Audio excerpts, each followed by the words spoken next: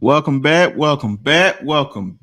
everybody, to the Sharpshooter Sports Talk. I am your humble and gracious host, Mr. Brinsky Sharp, on the ones, two, threes, fours, and fives, and the six. It's SEC Media Week, ladies and gentlemen. Y'all already know what time of the year. It's the most wonderful time of the year, Christmas in July. That means football is upon us. And y'all already know I got a pack house. Hopefully we'll have one other person in here trying to bring as many SEC guys in here and talk about this good old media day. But we just got an Iron Bowl edition because we got 3 Alabama guys and 3 Auburn guys. So let me go ahead and introduce people y'all already know. Friend of the show, brother of the show, former Alabama A&M running back, my brother from another, Coach Shawn. Much love to all my broskies. You know what I mean? Much love to everybody in the chat. As Steve Spurrier used to say, it's talking season. Yeah. Good old talking season. You already know. And you already know, man, I introduced the guest last. My good old brother over there from the Bama Standard and also from the Bama Fan Podcast, the good old insider himself. No. I'm making fun, man. I'm just using insider for everybody, man. That's been the joke of the week. That's been the joke of the week for everybody. Everybody want to be an insider. Yeah, my dog, my brother, who know a lot more than a lot of people. Facts. The good old Jonathan Lewis. How's it going, fellas? Appreciate, obviously, the invite, Brinsky. Obviously, good to see you, Tez. Meeting you, Nick, Coach Shawn, and Brinsky, as always, and everybody in the chat. Oh, yeah. And make sure you guys hit that like and subscribe button, please. Wipe your feet. Y'all already know. Hit that like and subscribe button. And you already know David Ruffin of all podcasts. The gold mic, y'all already know, man. He's the man. Strong, healthy black man. Mr. SEC seasons. The dog. The man that knows everything with computers and everything else. Our friend and our favorite Auburn fan, my man Tez. What's going on, bro? What's happening, man? How y'all doing? Oh yeah, man. You know everything good, bro. Reinforcement with me this time. Oh yeah, man. Yeah, man. You need all the help you can get. That chat. Oh, I hear all those. I be reading all those mean things you be saying about me. Hey man, I'd rather talk bad about you to your face, man, than behind your back. Man. Well, I do both. But y'all already know, man, friend of the show. He hasn't been on here in a minute. Good old Auburn fan. Oh man, you know this about to be exciting. Can't wait to hear his insights and everything, how he feel about this SEC Media Day. One half of the Water Cooler Talk Sports Talk. My friend, everybody else's friend, good old Nick Frazier. What's going on, brother? Man, chilling. It is what it is. What it is, what it can't, what it should, what it is be, what it can be, what it already is. You know what I'm saying? You already know, man. You already know, man. Oh yeah, man. Good to have everybody in here, man. Y'all already know. Like I said, make sure you guys hit that like and subscribe button and all that good stuff, man. Shout out to let me see who up in the chat, because I'm sorry I didn't shout y'all out last show at the beginning of the show when Clint was in here. So I definitely got to do it. Kim, always in here. Appreciate you, girl. Always showing love. Justin, what's going on with you? Justin. Nick, what's going on with you, brother?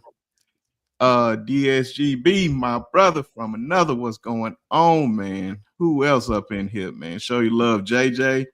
Man, we're going to have to take a shot, man, just because your birthday passed, man. Even though it's on Sunday, it don't matter. It's 5 o'clock somewhere, and it's almost 5 o'clock here. Larry Lodge, what's going on, my brother? What's going on? Trapper Fennell, what's going on? Yeah. BT, what's going on, man? What's going on? You know, our other brother, Coach Carl, up in here. What's going on? What's going on? Katrina, glad to have you up in here. Glad to have you up in here. Herb and Raj, man. Shout out to them brothers, man. What's going on? Our good old brothers over there at the Bama Standard family. Good to see you up in here, man. Make sure you guys go over there and subscribe to their channel. Who else up in here? Oh, Anitra, what's going on? Good to see you as always. Always. And of course, I got Bone. What's going on, man? Good to see you. Good to see you. Me up in here, man. Y'all just falling on in here, man. Good to see everybody. Good to see. I think we got everybody so far, and I know everybody else gonna follow suit. And appreciate to everybody that is a member. I guess we'll call it the sharpshooters. that is a member. If you see what Larry got, that little link over there, he's a member. If you want to join, y'all already know it's in the description or in the link or wherever you can find it. I'll drop it sometime if you want to join, but appreciate everybody always supporting the channel and giving us y'all time. But we're gonna get right on in it, fellas. SEC Media Day. Ooh, pretty days. Good 4-day event, man. Y'all already know I'm looking forward to Tuesday. I think that's gonna be the best day, the most highly entertaining day. But Coach Shawn, I want to start with you, brother. What are you looking forward to this week? For me, man, I just want to see what DeBoer. I want to see what DeBoer say. I want to see his confidence or lack thereof. I want to see, for me, when talking season come, I'm a pretty good judge of character and who fronting and just selling, dreams to make the fan base, happy or whatever, and who really confident, right? Like last year, when I saw Sark was confident as hell. Like he wasn't pulling no punches. He wasn't, he really stood there and like we expect to be good. Like he wasn't playing. So I knew Texas was gonna have a good season.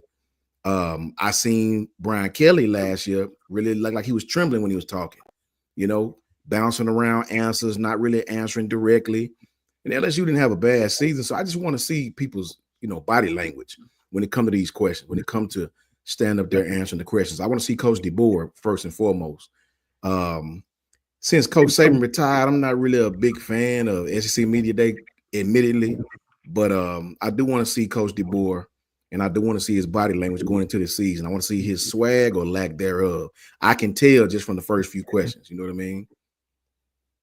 Hey, you said it best right there. Good old Nicholas. Yo. Tell me how you feel, my brother, future Alabama Senate. Okay.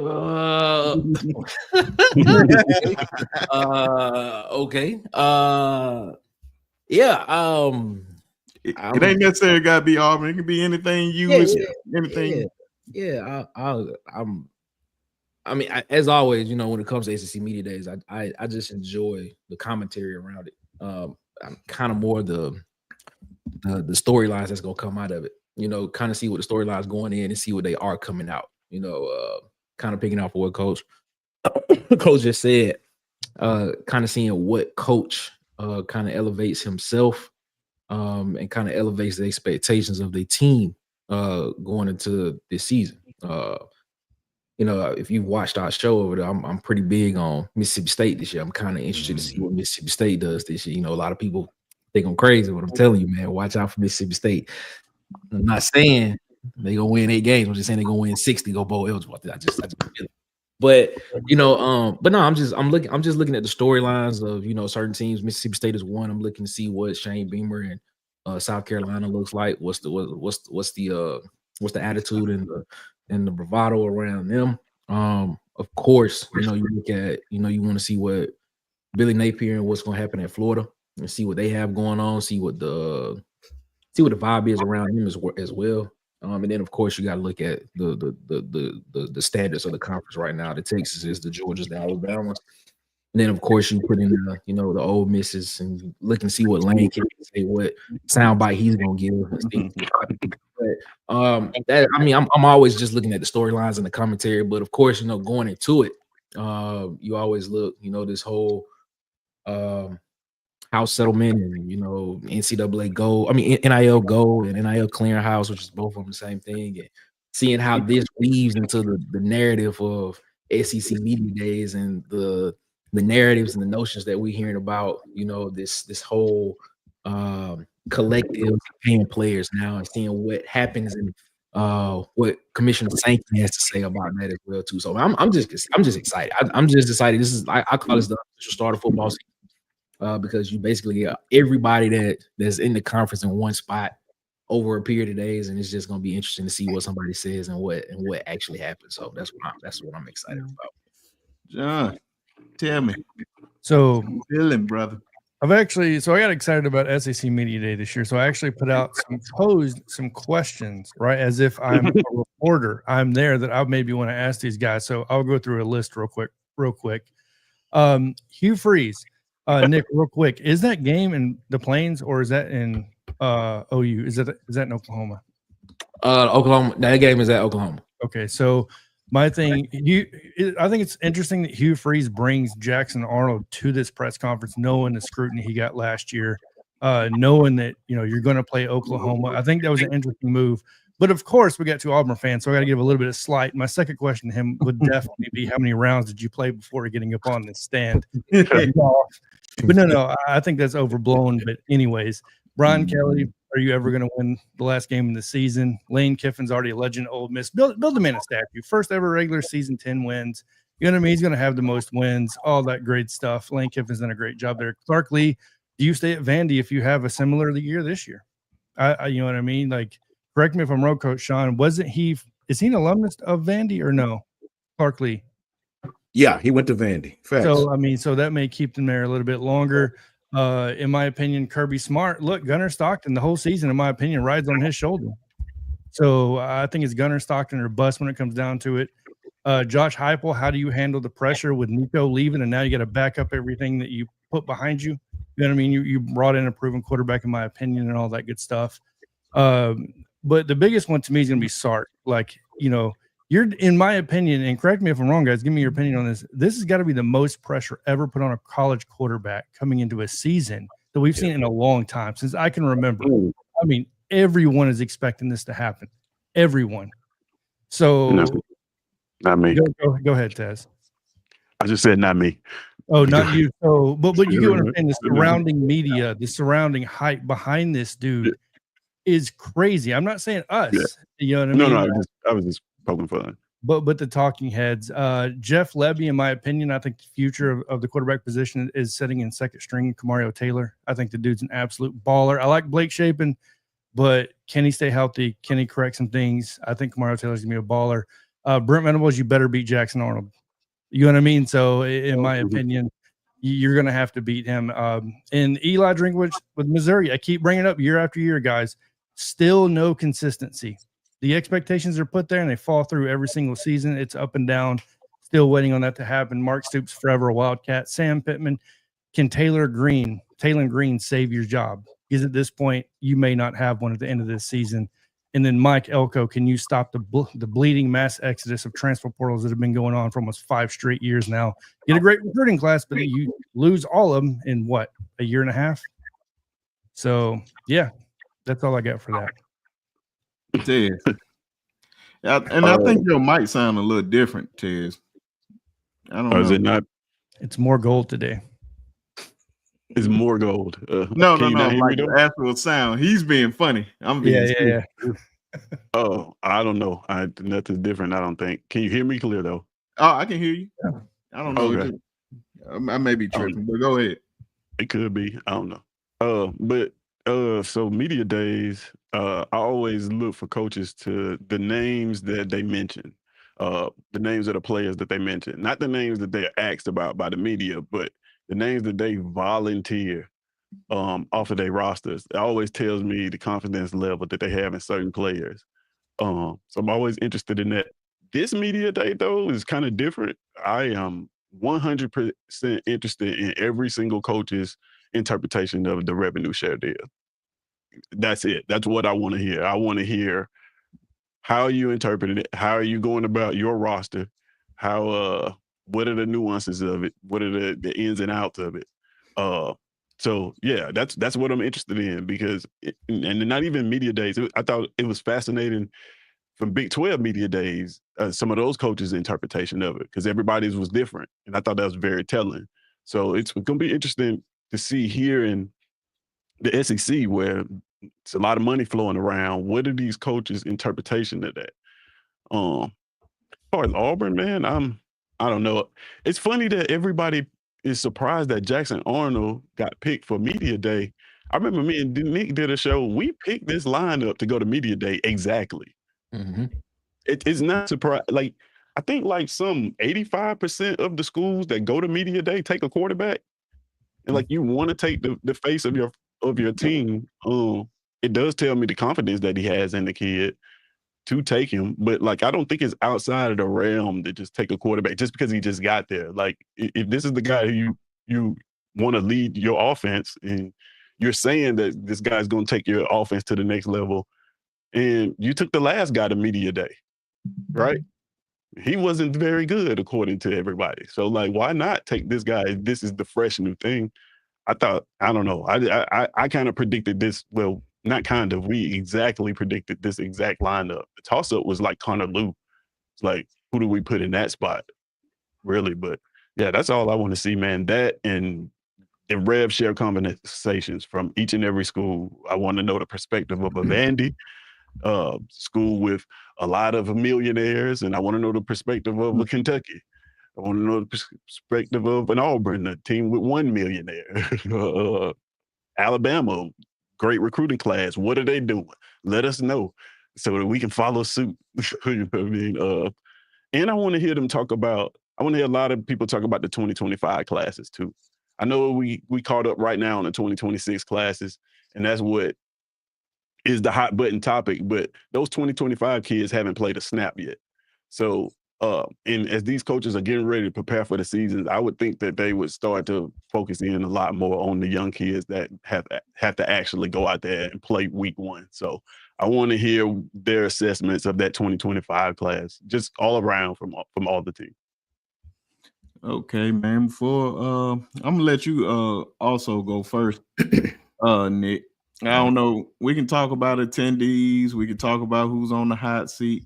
But here's a quick. Oh man, here's the list of the guys that are gonna be there. Some of the hottest names. You got DJ Ladway from Florida. Of course, y'all said Jackson Arnold. Who else on here? Gary Nussmeier, no surprise. Austin Simmons, Ole Miss. Diego Pavia. Arch Manning. I don't know why I didn't think. Maybe because I was just so focused on Bama, Lenore Sellers. But whoever talking to Arch Manning, well, wherever Arch Manning is, that's where the crowd is going to be. I can promise you that. But anybody, I'm gonna let you start, Nick. You can talk about the attendees. You can talk about who's on the hot seat, or anything you want to hear. Just for this SEC Media Day. Yeah, When I look at the attendees, looking at this list right here, look at the attendees. 3 names stand out to me off top. John Mateer, quarterback at Oklahoma. You saw what he did at Washington State last year. A lot of people say what competition he did it against.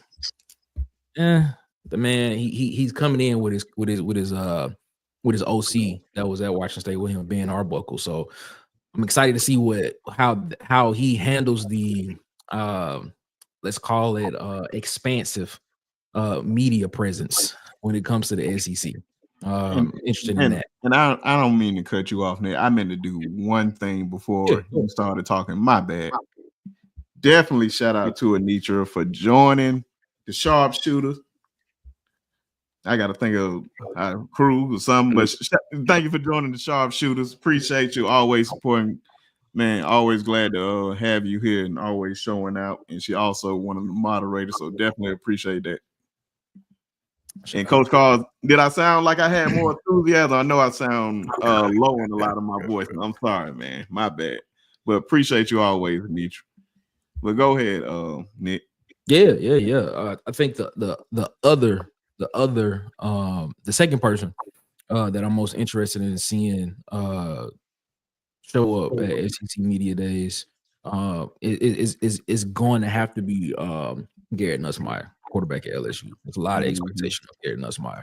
I actually think that he potentially could be with another great season. I mean, he's the top returning passer in the conference from last year.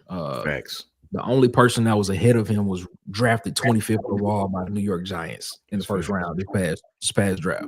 So, and that was a 4,000-yard season that Garrett Nussmeier had. So you're talking about a guy that has the size, the mechanics, the presence in the pocket, probably what a lot of NFL teams are looking for at quarterback. So I'm excited to see what the questions and the attention he gets on the podium as well, because I'm pretty sure he's going to get a lot of attention tomorrow. Because I think LSU's tomorrow on Monday, and then of course I'm one person that I don't think a lot of people are paying any attention to. I didn't know how good this dude was. He's kind of that star player for that defense. So for Clark Lee, is Randall Fontnet. Is a guy that I'm interested in seeing get on the podium and talk, because I think his size alone, he's one of those. He's that star type guy. You know, he's that hybrid type player that can play anywhere on the field, from outside linebacker. He can play on the edge and rush, and he can potentially play, if they play 3 high safety look, he can play the middle of the field safety look if he want to as well. Just a perfect size, just a perfect player on the defensive side of the ball for a hybrid type guy. So I'm interested in seeing him as well, and seeing what type of leadership he plans on, you know, bringing to that Vanderbilt defense coming up this year, because it's gonna be it's gonna be interesting to see what Vanderbilt does this year as well, because I think a lot of people are seeing what they have come. I don't think they're gonna sneak up on a lot of people anymore, so it's gonna be interesting to see there. And ladies and gentlemen, our good friend from Hall of Fame Sports, the man with the master plan, Mr. Controversy to all these Texas fans, our good friend, Mr. Jackson Watkins. What's going on, brother? What up, Jason? What's up, man? Since you jumped in here, brother, man, I'm gonna let you go right on in it, man. What are you looking for? What's the most? I can't even talk right now. What is the most thing you excited about doing SEC Media Days? What you expecting and all that? It ain't necessarily got to be Oklahoma. It can be anything. But if it is Oklahoma, go for it. Oh, I think just like everybody else, you know, it's well, definitely. I think OU. I'm glad to see that they're bringing John Mateer, of course, coming with them. I think that's going to be interesting conversation and stuff. And I'm glad that they're bringing in though R. Mason Thomas. I was glad to see that he's going to bring him along. I think that he was kind of flew under the radar a little bit, even though he had 9.5 sacks last year. You know, he was a big part of that defense, and so I'm excited about that. But I think there's a lot of cool storylines. You know, what's going to happen with. You know, I guess I'm as interested as anybody else in, you know, what's going to happen. Basically, I was kind of wondering why they didn't bring Ty Simpson for Alabama. You know what I was going to get that. Huh? Yeah. But I think go ahead. No, I think that would have been interesting to see. It kind of makes you wonder on how does he really have a firm grip on the job or what, you know, maybe if that's something there or not, but I don't know. But I think all the way around, I think that probably as much as anything else, I'm kind of wondering where they're headed on. Are they looking at going to the 9 games, or what? Is there going to be a ton of talk about, you know, a 9-game schedule versus, you know, sticking with 8? You know, I think there's a lot coming for the season itself right now that kind of makes you wonder, you know, where they headed on all that stuff. And so I guess as much as any of the stuff that you're talking about with an actual team or something like that, I want to hear from Greg Sankey. I can't wait to hear kind of where he's kind of leaning on some of this stuff, because I know with playoff format and everything else, and, you know, the big villains are, you know, SEC is the big villain right now. You know, even though the Big Ten is just as responsible for a lot of the stuff that's going on, I tend to wonder how much of it turns to some of the national stuff and the direction that you're headed in college football. Yeah, Coach Shawn. I agree with I'm sorry. Go ahead. Oh no, you can go ahead and we can. I guess you want whatever you want to talk about dealing with it. I agree with what Nick said, man. As far as LSU is concerned, you know, I've been on Garrett for a minute. I've been telling people this kid gonna be the first quarterback taken out of our conference next year. He was the best quarterback in the league last year. He'll throw you a pick every once in a while because that's what gunslingers do. They will throw you a pick, but he's head and shoulders to me better than any quarterback in our league. When I just by my eyes, you know, you might get somebody else tell you something different. I don't think DJ Lagway is better than him at the moment. I ain't seen no other quarterback in our league flat-footed can throw a 40-yard bomb on a rope, you know, without no air under it, hit him right in between the hashes. I ain't seen no quarterback in our conference that can do that. As far as that's interesting because I'm sort of on the other side of that. I've always known programs to take the quarterback that, to me, I don't want to see Ty at media day. You know, it's too much leadership in that locker room to put a guy who's never started a game for your football team. Sure, he the quarterback, I get it, but you got the leader of the defensive line, the leader of the offensive line, the leader of the linebackers who've been in your program and who have all been starters since they got there. You got to take them. Well, I love Ty. Ty's a quarterback that we don't even know if he can play yet or not. We just don't. I ain't real big on putting people up there that never played for the program. That's kind of strange to me, being that you have leaders in the locker room that may believe in it, like John, like Jackson. But you also may have people that may feel offended, like, bro, I've been here 3 years. What you like? Why you? This dude been here for 2 months. Like, what you? So I see where that could go either way. I get it, quarterback. I get it. It's just strange because usually at SC Media Day, you get questions about the past year. Well, what are you guys going to do to build on this? What are you guys going to do to build? What the hell, they wasn't there. So how do they know? You know? So I get it. I totally understand that the spot. I get it if you Arch Manning. I get it even if they had let Ty come. At least Ty has been in the program to speak from a perspective of being there, maybe not starting. But I'm one that believe you need your leaders at SC Media Day. These guys are going to set the tone. They know what to say. They've been there for the wins and the losses, the ups and downs, the bleeding and the crying. They understand what's at stake, as the quarterbacks will too. You know, these guys give media tips. They'll know what to say. So I'm interested in seeing what the guys say from Auburn, from Oklahoma. I'm interested in seeing the confidence of John Mateer. I'm interested in seeing the confidence because let it be on record right now, bro. I was the one who said I believe Jackson Arnold fits perfect for what Hugh Freeze want to do. I've been saying that from day. You know, some of these fans, he can't play. What you saw at Oklahoma last year was a mixture of hella injuries, an offensive coordinator didn't know how to use him for real. You know what I'm saying? These guys had injuries out the wazoo, man. Receivers down, offensive line down, reshuffling, offensive coordinator just trying to find himself within that offense.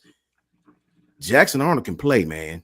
I'm telling you, the kid can play. If you don't think he can play, go back and watch this kid coming out of high school. He didn't get that 5th star for nothing, right? And Hugh Freeze, say what you want to say about him, he understands how to use QBs within that system of his, right? He knows how to watch film and attack a team on where they're weak at on defense. He understands how to get you to overrun plays. He understands how to get you in that misdirection, get you going one way, hit you. He's very, very good at that, man. And the intermediate passing game, he's very good in that. And I think Jackson is going to cause some teams some headaches. I'm one of the one that don't think Auburn's going to lose to Baylor. I just don't. I think Auburn going to beat them handily. Just me personally. Auburn's defense was young at some spots last year. I think Falk is going to be a monster this year. I'm just really interested as far as to see their defense is good anyway. I think. Yeah. They you know, I'm interested in seeing the coach though. I want to see how Hugh Freeze stands up there and answers questions. I really want to watch these guys. You know, Lane is about the only coach that I don't have a read on. Lane could know he's gonna have a weak team and get up there and act like he's gonna have the best team, or he could get up. Lane is very similar to Coach Saban, just in a younger way. He's not gonna give you too much. You know, and if he gives you a lot, you got to ask yourself, is he really telling the truth or is he just trolling? Mm-hmm. You know, Lane is one of the ones you can't really put your finger on, but all these other guys, you know, you can really tell, you know, if the misery is real or if they got some knives in the closet that we don't know about that's coming in near you real soon. So I'm really interested to see Hugh Freeze take the podium. I'm interested in seeing Brent Venables. I'm interested in seeing Pittman from Arkansas. I want to see how these guys look, man, because I don't think Brent Venables, you know, if Hugh have another bad season, those Auburn fans may want to get him up out of there, man. The boosters may want to get him up out of there because it's not just the season. You know, I talked to Tez about it several times on the show. You know, these guys dominated the state last year. They did great in the state last year, man. And it's okay to not get a kid here, to not get a kid there, right? That's normal. But when you see the kids in the state not even have you in the top 3, that's something that's different, man. That's very, very different. When I talk to some of the high school coaches I know, man, it's just like Auburn wasn't even on the board. I'm like, that's very weird. All of them are years, you know, in a year's time. So I want to see these guys as far as to see how they feel, to see if these guys show any cracks in the middle, if you will. And definitely looking forward to seeing LSU and Nussmeier their coach take the stand as well. Tez, I really want to ask you this about this hot seat, man. I know y'all coaches definitely. I have an over and under of 30 minutes up on the podium. I think that's gonna go well over. He's gonna be on that stage for a minute asking questions. So? Oh, without a doubt, man. Without a doubt, with all the controversy going on in Auburn right now. I was about to say, and a lot of that stuff, I know like some fans like the clown folks about. That's one thing I don't even like talking about. We'll talk about it off show, but I know personal things I try to leave off. But anything bashing the school, I don't care nothing about the schools. The schools can take it. The players is like, man, these are their lies or whatnot. But tell me, do you think while Hugh Freeze is on the hot seat, what is the record and all that? Just get it transition to these coaches on the hot seat. So I guess we'll start with your coach. Oh man. So yeah. Well, first of all, I do want to say that I am interested in Hugh Freeze talking at media day, not just because of the hot seat questions and all that, but he's a great interview, bro. Like even outside of he's a great interview. He doesn't, it's not coach speak. He gets up there, he tells the truth. A lot of times fans don't like it. A lot of times opposing teams troll him for some of the things that he says. But he's been pretty transparent since he got here at Auburn. Now, he didn't warn us about this whole recruiting fiasco that's going on. I didn't see that coming in the interview, but I want to urge people to understand that the way recruiting is set up in today's time, with early recruiting day, signing day in December, and now these kids are committed in the summer. The 2025 class just committed. The portal class just committed in January. There hasn't been a season in between the 2025 class and the 2026 class. So it feels like there's been these are two different seasons of recruiting, right? But it's not. It's just this big long period of recruiting that we have now. And so I want to caution people that, and I'm going to put it a different way. I want you to think about Alabama, right? Alabama is recruiting at an extremely high level right now, right? But for some reason, it feels like the narrative is that they weren't. Like, this is a comeback recruiting season. But really and truly, just in December, you signed the number 4 class in the country. So it shouldn't be a surprise to anybody that Alabama is recruiting very well. There hasn't been a season in between there. You see what I'm saying? So why would they fall off in recruiting? Of course, they're going to be recruiting at the same level. The kids don't have anything else to go on. Like, they're all being recruited off the same metrics. So that's why the Auburn situation is a little bit more than just, kids don't want to play there no more. Or the school forgot how to recruit, or he's golfing too much. Like, you can't really quantify it like that. Yeah. And by the way, like I saw some message boards. Apparently this dude is an amazing golfer. Apparently his rounds are very short, but I don't know. It's a different story. But man, yeah, it just where we sit at recruiting right now, man, it's especially with us. The reason why I am so interested in the whole rev share conversation is because in recruiting, this is when everybody start flipping off our roster, right? It's when it happened. I mean, you can go back and look at it. As soon as the rev share conversation came in and it passed, I think a day later we lost somebody. Shadarius Tudor was like maybe a week later after that. This class was intact until that happened. So, man, I'm interested in that element of it just because of the direction of where college football is going. But as far as Hugh Freeze in his hot seat, man, I think he was on the hot seat in this year. The way his contract is structured, this was the year anyway, right? After this year, there's no buyout. It was either restructure or find another job. So I don't.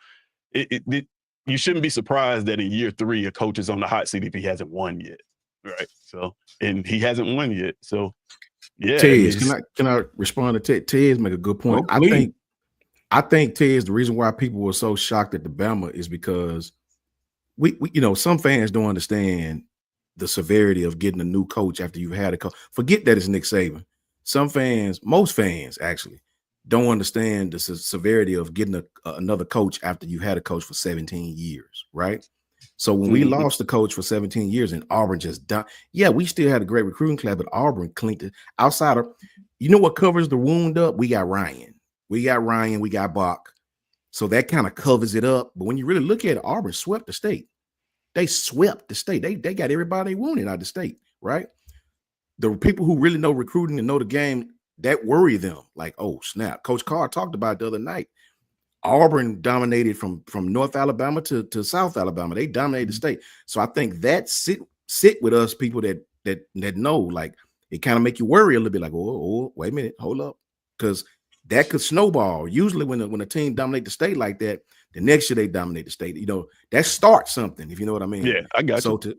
So I think that was the worry. Yeah, they got a great recruiting class, all these kids from miles and miles and miles away. But Auburn put belt to us in the state, and we get it. First year coach, relationships wasn't how they were supposed to be. That's why I was so big on really watching how DeBoer cleaned up this, or how did he do against Auburn this year, head to head in the state. And to see what's happened now is just is mind blowing beyond the fact of you a Bama fan, so you like yes, but as a football guy, you like, man, wait a minute, them kids ain't just something ain't right with that, bro. You know what I mean? Why and how now? Yeah, I think a lot of it was a recruiting strategy too. I spoke about this on another when we was talking to Clint on this pod. You guys moved on to the 2026 class a lot earlier than everybody else. Like y'all were putting out a lot of stuff, a lot of graphics saying when we were being excited about the recruiting class that we had it last year, y'all were already moving towards the 2027 class, like publicly. And it's interesting because it's something that I see Auburn doing now with Kenyatta Watson. Already putting out, hey, 2026, like right after a decommit, right after we get a decommit, the narrative is just like Hugh Freeze is golfing too much, the house is on fire. Kenyatta Watson puts out 2027 is you on the clock, right? So, and maybe that's the name of the game now in this new NIL era is, hey, you got to start mad early on these recruiting classes. So I don't know, man. I don't know. I just try to make the best of it I can. Thanks. John, what do you think about it? Then we're gonna go over to Nick. Well, I love to hear Nick's perspective. To go back to the Alabama thing, not bringing Ty Simpson. I think it was actually a smart move on Alabama because the 3 players you do bring back were players that could have went to the NFL or left and came back.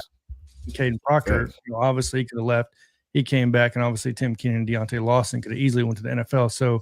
Yeah, they deserve to be up there. You know what I mean? Over Ty Simpson. Who, KP couldn't go anyway.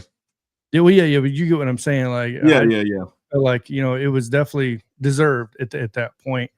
I think one thing to really pay attention to, and I don't know how much this is because there's not a ton of information out there on this. I don't know, Nick, Tez, maybe you can speak more on this, but I'm more interested on like the health of Hugh Freeze. Everybody's paying attention to the recruiting and the antics of the golfing because I make fun a little bit, and it's all in fun. But something that's not funny is cancer and your health, which is something that he is going through. Facts. And I think that's something that probably should be paid attention to a little bit more. And I'm sure he's going to get a lot of questions asked that when it comes to, media day on how that possibly could be affected anything that is going on. Of course, if he's coaching and he's choosing to push out the surgery, which he did do, the natural answer is going to be no. Otherwise, I would just get the surgery and we would move on. But I think that's going to be an interesting thing to watch out for. And as far as coaches on the hot seat, because I know Brinsky pointed that out. I mean, Brent Venables is 22-17, right? You get $8.5 million a year. Like, you know what I mean? I think Jason can attest to this. Like, a lot of Oklahoma fans are going, okay, like, it's time to start moving forward. You know what I mean? Like, you had a 6 and 7 year, I believe, his first year, right? This Oklahoma fan is saying that. Yeah. Okay. Yeah. There you go. So, I mean, me personally, when I mean hot seat, I don't mean like you got to win or get fired. I'm just saying people are paying a lot more attention to this. Sam Pittman, I think, is the obvious one. He's 30-31. He has a losing record now at Arkansas. He's the obvious. Facts. Yeah, and he's definitely the most obvious. 3-0 in bowl games, yes, but making $5.25 million a year to have a losing record in the SEC is not going to cut it. Yeah. And Hugh Freeze, obviously the recruiting fiasco, if you want to call it that. The golfing thing is overplayed, right? So, of course, like I said, it'll be fun, but it's something that probably means nothing. These guys have to do something on their time off. If he chooses to golf, who cares? He chooses to play golf. But at the end of the day, Hugh Freeze is 11-14. He's 0-1 in a bowl game. He makes $6.7 million a year. Golf course, and they're talking about Hugh Freeze. Come on, man. Bro, it's like we're talking about practice. You know what I mean? Right. It's something ridiculous like that. But at the end of the day, you got to win. And it's easy to make those jokes when people are losing. What erases those jokes is when you start winning. You know what I mean? Like Les Miles at LSU. Nobody said nothing when he won the national championship with him eating grass in the middle of the field. But it wasn't so funny when he started losing and then he got fired. So, yeah, that's my take on it. To your point, if we were a 10-win team, they'd be offering him his own set of golf clubs. Thank you. Yeah, if they start winning, they'll be sending him golf clubs. Everybody will. They'll be happy about it. Yeah, yeah, my fault, Jason. Go ahead. No. I think a lot of that too is. I guess I'm interested in it because I'm wondering how serious it really is there on that. And you know how Auburn is. I mean, they're still paying 2 other coaches right now. So I mean, it's not like it's tough for them to take a left turn on you and go another direction because that's just kind of how they roll. Now, I was interested in what Tez just said about the fact that I guess he doesn't have much of a buyout left. I think that the reason that I've said this a bunch of times, I'm not sure how hot the seat is for Brent Venables because of the fact that they're going to owe him $35 million this year. After this year's over with, they're going to still owe him that. And I didn't know that. Like you're hearing a lot of people saying right now, the one thing is that I would say that Oklahoma, his contract is friendly to the school as far as they don't have to pay him all at one time. It's not like they got to pay him all at one time, but make no mistake, they owe him 35. They're going to owe his staff somewhere in the neighborhood of 35. And you've got $100 million plus wrapped up in this roster that he's built over the first 3 years that you're going to lose a lot of that. That's a lot to give up in one season, particularly when you're playing a tough schedule. As 9 teams that are ranked on this schedule right now. You know what I mean? It's in some shape or form.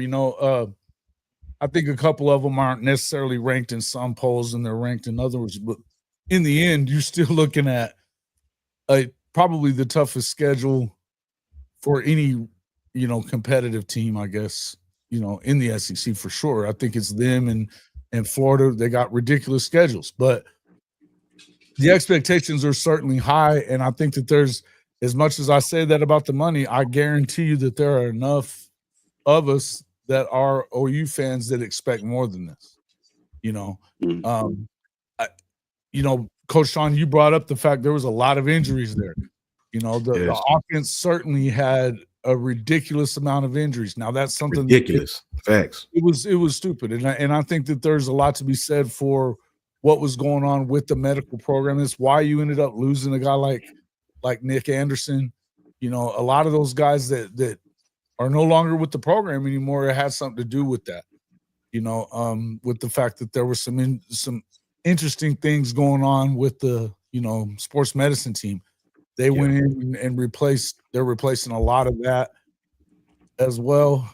But I feel like Oklahoma's in a good position to win games this year. They you know, they had chances to win 5 other games that they didn't. You know, even if you win a couple of them, we're probably talking about different things this year for OU, even if they just pick up a couple of wins. So as much as we've all kind of said, some, you know, not I say we all, some people definitely have Brent's seat a little warmer than others. I think that no matter what, if you don't get to that 7, 8 wins and you know, really what I feel like is a successful year for Oklahoma this year is you need to be in contention for a playoff spot in the last 3 weeks. You know, you need to have an opportunity to make the playoffs in the last 3 weeks. And that, to me, puts you in a good position because with the way, I mean, the last 7 weeks, all you got to do is look at it. It starts with Texas. You know, the week after that, you're on the road at South Carolina.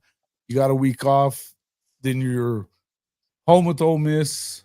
Or no, it's South Carolina, home with Ole Miss. Then you got on the road at Tennessee, bye week. And then you're on the road at Alabama. Then you got Missouri at home and LSU at home. That's ridiculous. Last 7, you know, it's rough. It's rough. So, you know, should you probably win some of those games? You definitely damn sure need to win some of those games. I don't think that myself, I don't have an expectation about going to Tuscaloosa and winning. You know, I think that, you know, because of the fact that you did what you did against Alabama this past season, yeah, they're waiting on you there. They're going to be waiting on you there in T-Town. You know what I mean? And everything else. So LSU, they've had a hard time with them. I mean, they just seem to have Oklahoma's number. I like Garrett Nussmeier a ton as well. I don't think as much of Missouri. I don't think as much of Ole Miss right now. I think a lot of people are calling on Ole Miss. You know, I'm a fan of Lane, and I think he does a great job. I'm not sure how there's not going to be more questions for him with the way that they went all in on the portal last year and didn't get it done. You lose a game to Kentucky like that. And it keeps you out of the playoffs, you know, and same thing with the Florida game. I mean, good grief. What was Jackson Dart throwing pick after pick after pick in that game at the end was just it was just so wild to me that the way that went down. And it cost them that opportunity. How could you have higher expectations for Ole Miss this year is a question that I have because, I mean, they're not going to be the same on defense. For sure, they won't be the same on defense. I think they're going to be good on offense no matter what because that's just what they kind of do. But I like Oklahoma's chances to win some of these games. You know what I mean? I really do. I think they're going to match up really well with Texas. A lot of people are going to tell you that's crazy. I'm going to tell you Texas hadn't beaten them twice in a row in 25 years. And, you know, so to me, it would be that's going to be a nice matchup. Texas got a lot of newness there. And so I feel like that's a game that they could win. Oklahoma's playing Kent State the week before. They're in the swamp the week before. So, you know, it's going to be, you know, I think that kind of helps OU as far as that one goes. But I don't know what to think about South Carolina at this point. I like Lenore Sellers a ton. I don't love their defense. And I'm not sure what their offensive line looks like either. So I think Lenore's is going to have to kind of carry the load for those guys. And I'm not positive that he can, you know, overcome a lot of things that they're going to have to see. I think Shane Beamer is kind of, I don't know. I just don't think a whole lot of Shane. You know what I mean? Jay, go ahead. I'm gonna get Nick perspective, but want to bring up a good brother. Haven't seen him in a long time. Man, everybody got their backgrounds all looking good. Man, I know I need to step my game up. Mr. Georgia Bulldog himself and alum, our good friend of the show, Coach I, what's going on, brother? Coach, What up, panel? What's going What's happening, on? Coach? What's going on, What man? up? What up, Hey, bro? man. Time no see, brother. Listen, man, I'm over here fighting for my life, though. Hey, Yeah. y'all almost lost Coach I back in May, man. So I'm getting back in it. I'm getting back in it. Oh, So, man, it's always good to see you, man. Good to see you, man. I'm gonna let Nick get in there real quick, and then you go ahead, Coach I. Yeah. I want to piggyback on something Jason just said about Missouri. I'm actually kind of interested in this Missouri team this year. I mean, because ever since Eli Drinkwitz turned over play calling duties to the OC that's there now, they've been the past 2 seasons they've won 10 plus games. When the expectations for them haven't been what it is. I know I can't remember who it was who mentioned it earlier that the expectation that they've been having, they haven't been meeting them. But what are the expectations for Missouri? Are we expecting Missouri to be a playoff team this year? I'm just curious. No, I mean, I look at what they had coming to Porter. You got Bo Prebler, who was a transfer from Penn State, Ahmad Hardy, who was the guy that was very sought after running back that was coming in, that was in the portal. You look at Damon Wilson, who was transferred from Georgia. You look at Kevin Coleman Jr., who's a wide receiver transfer from Mississippi State. I mean, I just look at it. I look at the offensive side of the ball, and I see what they're trying to do.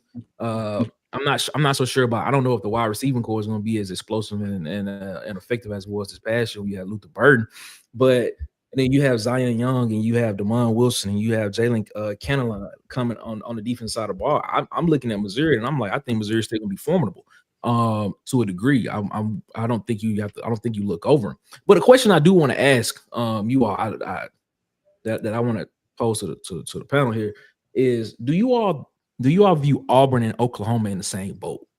I mean, you look at them, you look at both teams, right?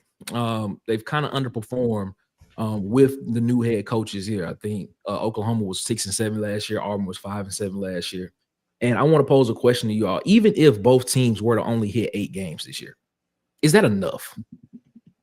Is that enough? I'm gonna let Coach I start with that. Is that enough for fans to sit back and say, man, I am excited, or it quells the fears of what potentially could be coming in the future for the teams? I'm just curious to know, because when I look at both teams, I look at them and I'm like, when I compare them, I'm looking at them, I'm like, it's kind of the same thing almost over again. I mean, like, so I just want to get y'all thoughts on that and see what y'all think. You said Auburn and Mizzou? No, Auburn and Oklahoma. Auburn, Oklahoma. Mm-hmm. I don't hold them in the same round. Like Oklahoma, up until the last 3 years, has never had a losing season. That's different than Auburn. I hold Oklahoma to a higher standard. So while if Brent goes 7-5, I think he should be gone, but that's just me. Whereas Hugh Freeze goes 7-5, I think he's making progress.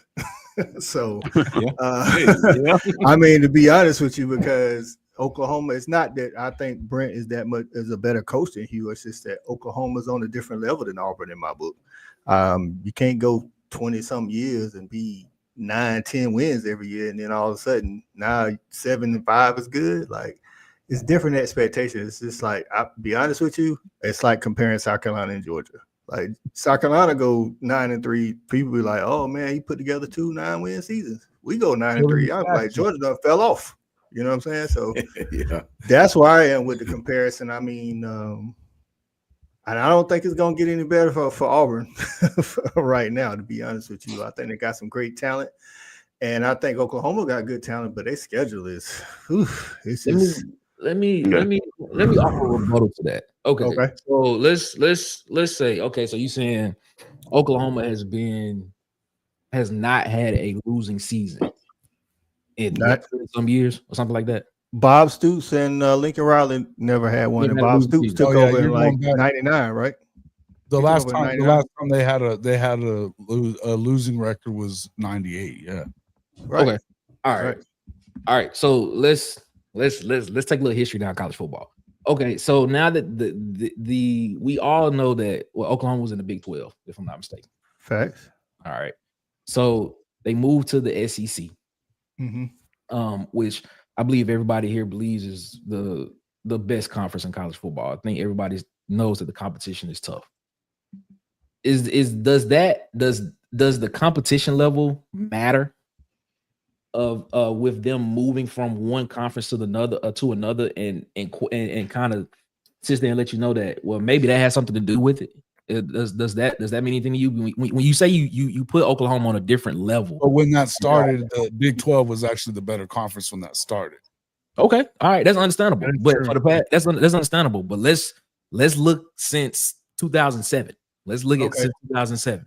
Okay. All right. So since let's just take the last 2 years, 3 years. Let's go last 3 years. Who's had better recruiting, Oklahoma or Auburn? The last 2 years. Last 2 or 3, Oklahoma, right? You can argue Auburn. Okay. Auburn's had 2 top 10 classes in the past 2 years. I got you. Okay. When it was East West, like I guess for me, just for me personally, outside of Cam Newton and Nick Marshall, I mean, Cadillac Williamson was good, but y'all didn't win no SEC title with them, right? Or y'all won one. Y'all won one with them, right? Y'all won one with them. But it's like, so y'all got like 3 titles in whatever respective conference. While Oklahoma was in the Big 12, y'all probably had better talent than them. Y'all was playing in a harder conference against harder talent, but you had better talent. Mm-hmm. They was playing with like talent or better talent than the talent that they were playing against. It's the same thing. Like, I'll be honest with you, it's not just the school. If Boise State suddenly start going 7-5 like they are now, that's underperforming for Boise State, because Boise State is a 10-win team all the time. So it doesn't really matter what conference you're in. That's how I look at it. Okay. I want to point out a major difference between those 2 schools, Auburn and Oklahoma. To your point, Nick, the 8-5, they will be looked at differently. And I think one of the reasons they will be looked at differently is that Brent Venables is a defensive coach, and that defense is always humming. They lose because they can't score points. Hugh Freeze is an offensive coach. He came here to bring offense to Auburn. He has not done that. So 8-5 to a coach when the offense is struggling, and this is what we pay you all this money to fix, looks a lot different than 8-5 for a coach where this defense is humming, but the guy you hired the offense and that side of the ball over there is maybe not doing so well. You know, it gives you optimism that, like, hey, I can let this coach stick around and maybe we can bring in a coordinator and fix this offensive thing. But if that offense, with Auburn, with Hugh Freeze is, hey, if you don't fix this offense, there's no bring in nobody to fix this. You are it, right? What we would do if somebody else was the coach, we'd fire the coordinator. We'd fire you if the offense was not performing like this. Let's say DJ Durkin was the head coach. Hugh Freeze would be fired. We wouldn't even be having this question. It would be hands down, fire the offensive coordinator, year 2. But make no mistake, when it comes to Oklahoma, it's fine that you're doing good. I mean, look, the expectation has been for Brent Venables to bring a defense in there that turns elite. And I feel like they have that now. But the fact that the narrative around Norman is that the offensive coordinator hire was mailed in last year. Now, there's a lot of reasons why you can talk about that stuff, and there's you can do some finger pointing if you want to about that. But the truth is, it's Brent Venables' damn team. And the fact is that it was mailed in a little bit, and whether that came from above him or not, I don't know. Or I do know. I think that a lot of it did, but it's still your football team. And so the fact that Oklahoma has been the epicenter of offense for a long time, when it comes to quarterback play, when it comes to explosive offenses, that's what they do at OU. You know, for the past 25 years, that's what they do at Oklahoma.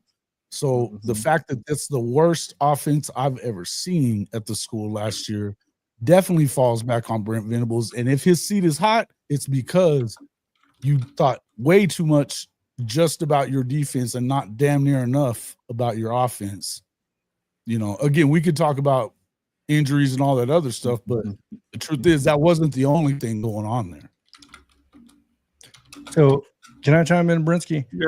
I'll keep it simple. Nick, I personally think they're both the same. And the reason why I'm saying the same is because I feel like Oklahoma historically has been better. But if you talk about more recency, in my opinion, it's got to be Auburn with the national championships And obviously, like you said, moving from the Big 12, which at the time was a better conference back when you're talking about 98, 99 early on, into the BCS era a little bit later on, probably what, 2007, when SEC really took hold and kind of went from there. And Auburn was a part of that, right? So they were, it wasn't by accident. Cam Newton came in and did what he did. And Tommy Tuberville, he beat Alabama, 6 times in a row? Something like that. I don't know. He was an Alabama killer. Don't remind me. Yeah, I was happy to see him leave. So when you talk about recent success, I think it's Auburn. I think historically I would give Oklahoma the edge. So I think they're pretty much on the same level. But so if let me jump in there right quick. When you say recent success, though, like, has Auburn made the playoffs?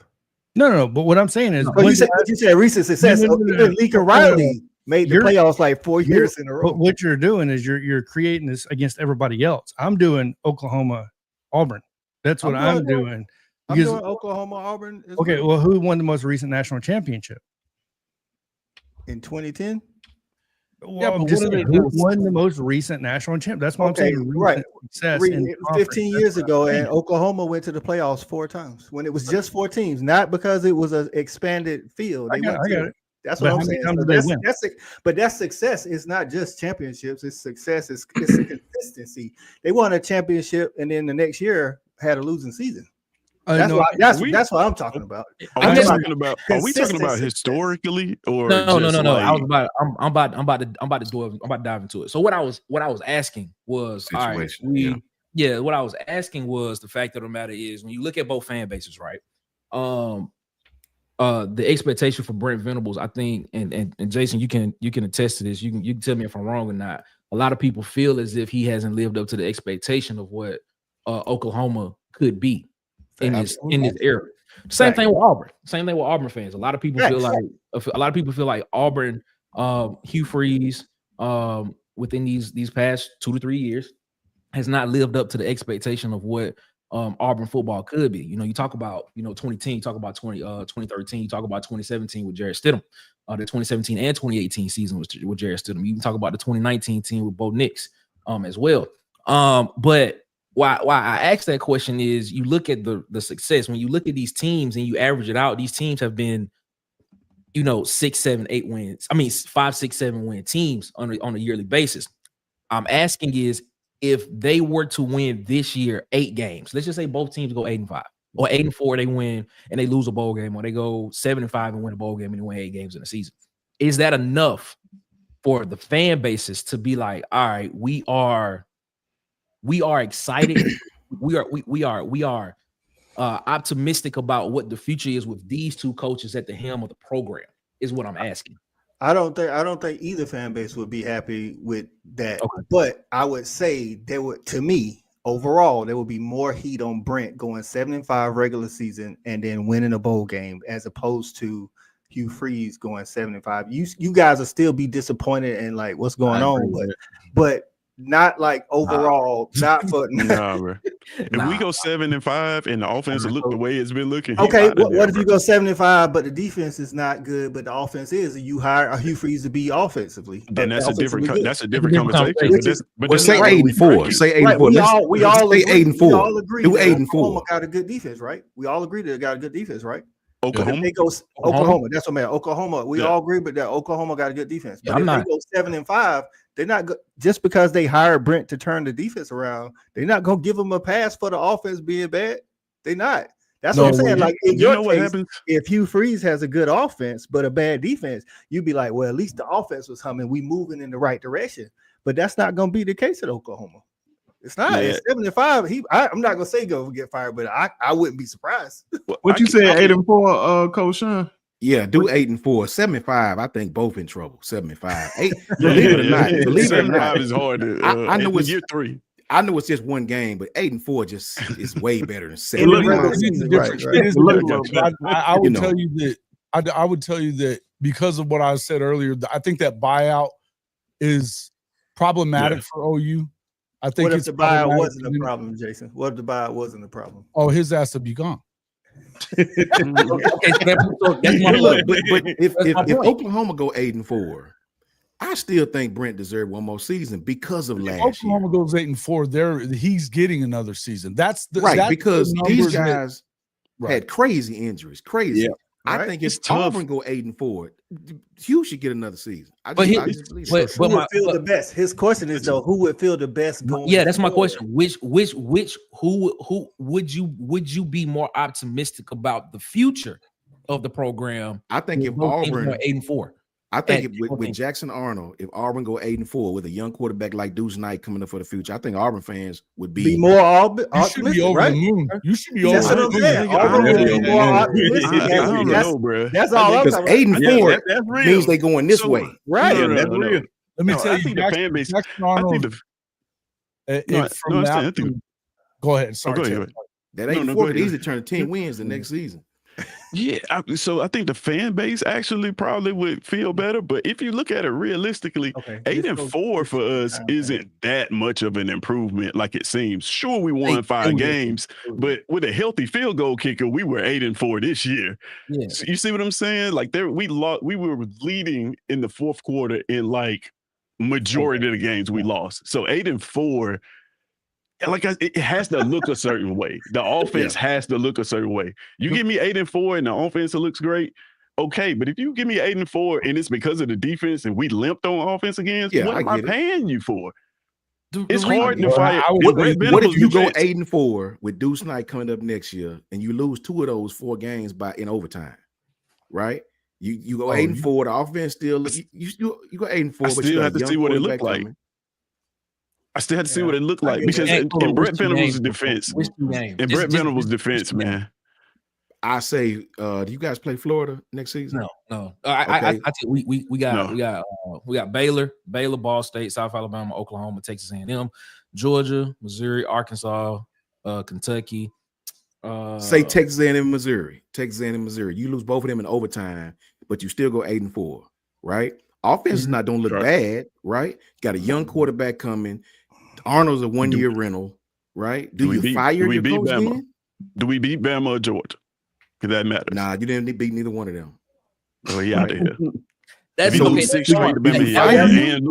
Right. Tez is saying in your scenario, he has to have a staple win, and if he loses Mizzou and A&M, the only staple win he can have is Georgia or Bama. So, do you fire him under those conditions? I probably would, because when you go back and look at, because here's the reason why. This is the reason why I would probably have to, if I was the AD, I would probably have to consider it.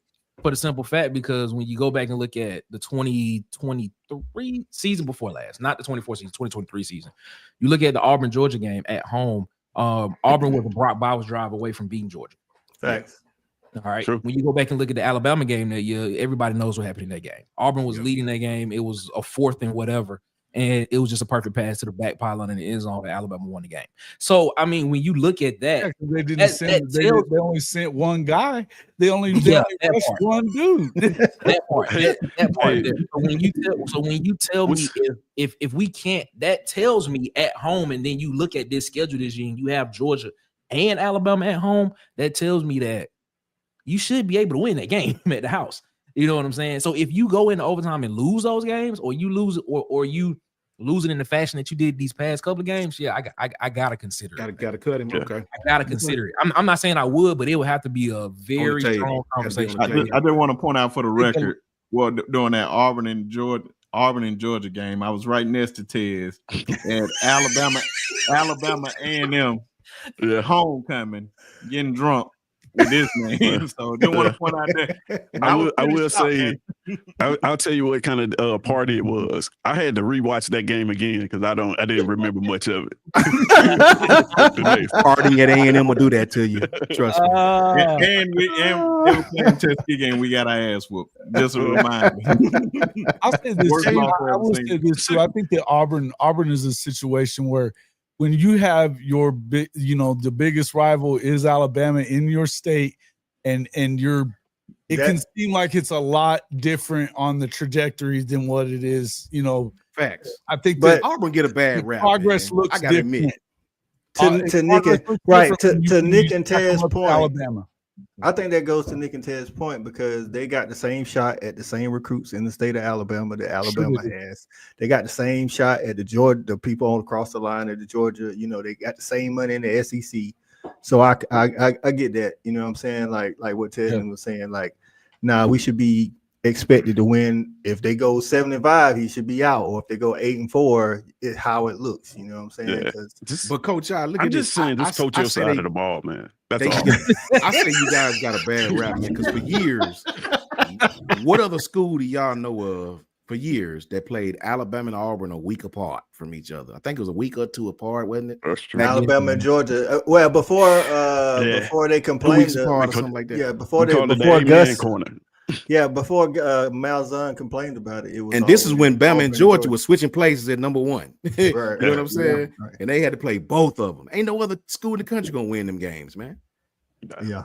So I mean, it's what you drew. I mean, you could say that same thing for once Dabo took over at Clemson. You could say the same thing for South Carolina when they was in the East. They was playing Georgia and Clemson every year. So, and it's like, what do you do with that? You know, schedule matters. Like Tez said, how it looks matters as well. You know, last year Georgia went 10-2. And I told people it seemed like it was a failure because Carson came in as the front runner for the Heisman, number 1 draft pick. I mean, we had injuries and all that, but we don't care. It don't matter. We should have did better this year with Gunner. I'll be honest with you, we go 10-2. I'm content. I ain't happy, but I'm content because I don't think Gunner is as good as Carson. But that's my personal opinion. Yeah. Can I ask a question real quick? Yeah, that's a great question. I want to ask you a question, Coach, about this Georgia team. I really want to ask you a question about this Georgia team, man. How you feel about this Georgia offensive line? I feel like the offensive line gonna be better than people think it's gonna be. Really? No returning starters?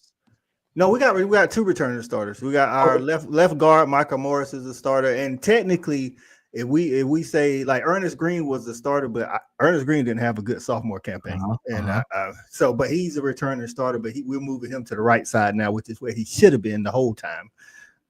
Monroe Freeland had a bad game. He hasn't been a starter, but he's played starter snaps. I'll say that. Drew Bobo ain't gonna blow nobody off the line, but Drew Bobo got the highest football IQ on the team, and he didn't lose no battles last year. Now he ain't gonna be that center that's gonna pummel people 5 yards down like a Cedric Van Pran. Yeah. But I can guarantee you he ain't gonna give up a lot of sacks either. So like I think cohesive. I never worry about the Georgia offensive line. Yeah, but last year our line was trash, bro. Like I mean trash. That's why like Georgia fans. I be arguing with Georgia fans. They all hate Carson. I'm still a Carson fan. Like Carson played in some bad atmosphere last year. Wide receivers dropping the ball. Line wasn't blocking. We didn't have no short yardage back. That's my question about them is when are they going to be able to manufacture some offense without Brock Bowers? Because you hadn't seen them do it. Yeah, if our line block, like you say, I mean, I feel better about the offensive line, but if the line don't block, it's gonna look like more of the same. I feel like top to bottom, our wide receiver core hasn't been proven, but I think they are gonna be better. Our running backs are definitely top to bottom better because we had 2 scat backs last year. We had Nate Fraser's a scat back, Trevor Eaton's a scat back. All the short yardage backs got hurt. We got Rod Robinson back, and we got the guy Josh McCray from Illinois. Ain't gonna wow nobody, but when it's 3rd and 2, now Mike Bobo don't have to call a screenplay. We can give it to Josh McCray. Like that matters in the offense. You can't get no 3rd and 2, dog. It's like you can't even stay on the field. So I would say the Dogs wasn't good last year. I would just say this before I let you go, Ted. My fault. I'm about to say, man, it's a lot of games, man. Y'all dropped.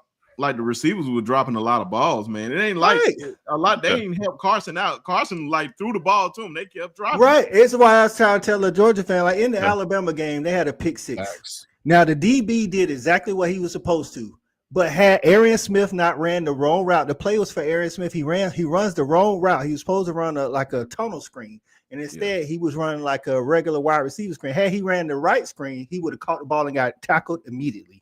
Instead, the DB doing what he's supposed to, jumped in front of the ball because Arian Smith wasn't there. And then he took it to the house. Like, that's not on Carson, man. Like, that's on Arian Smith, man. It's like, but Dog fans don't want to hear that. So I just be all right. Sometimes I just have to start arguing.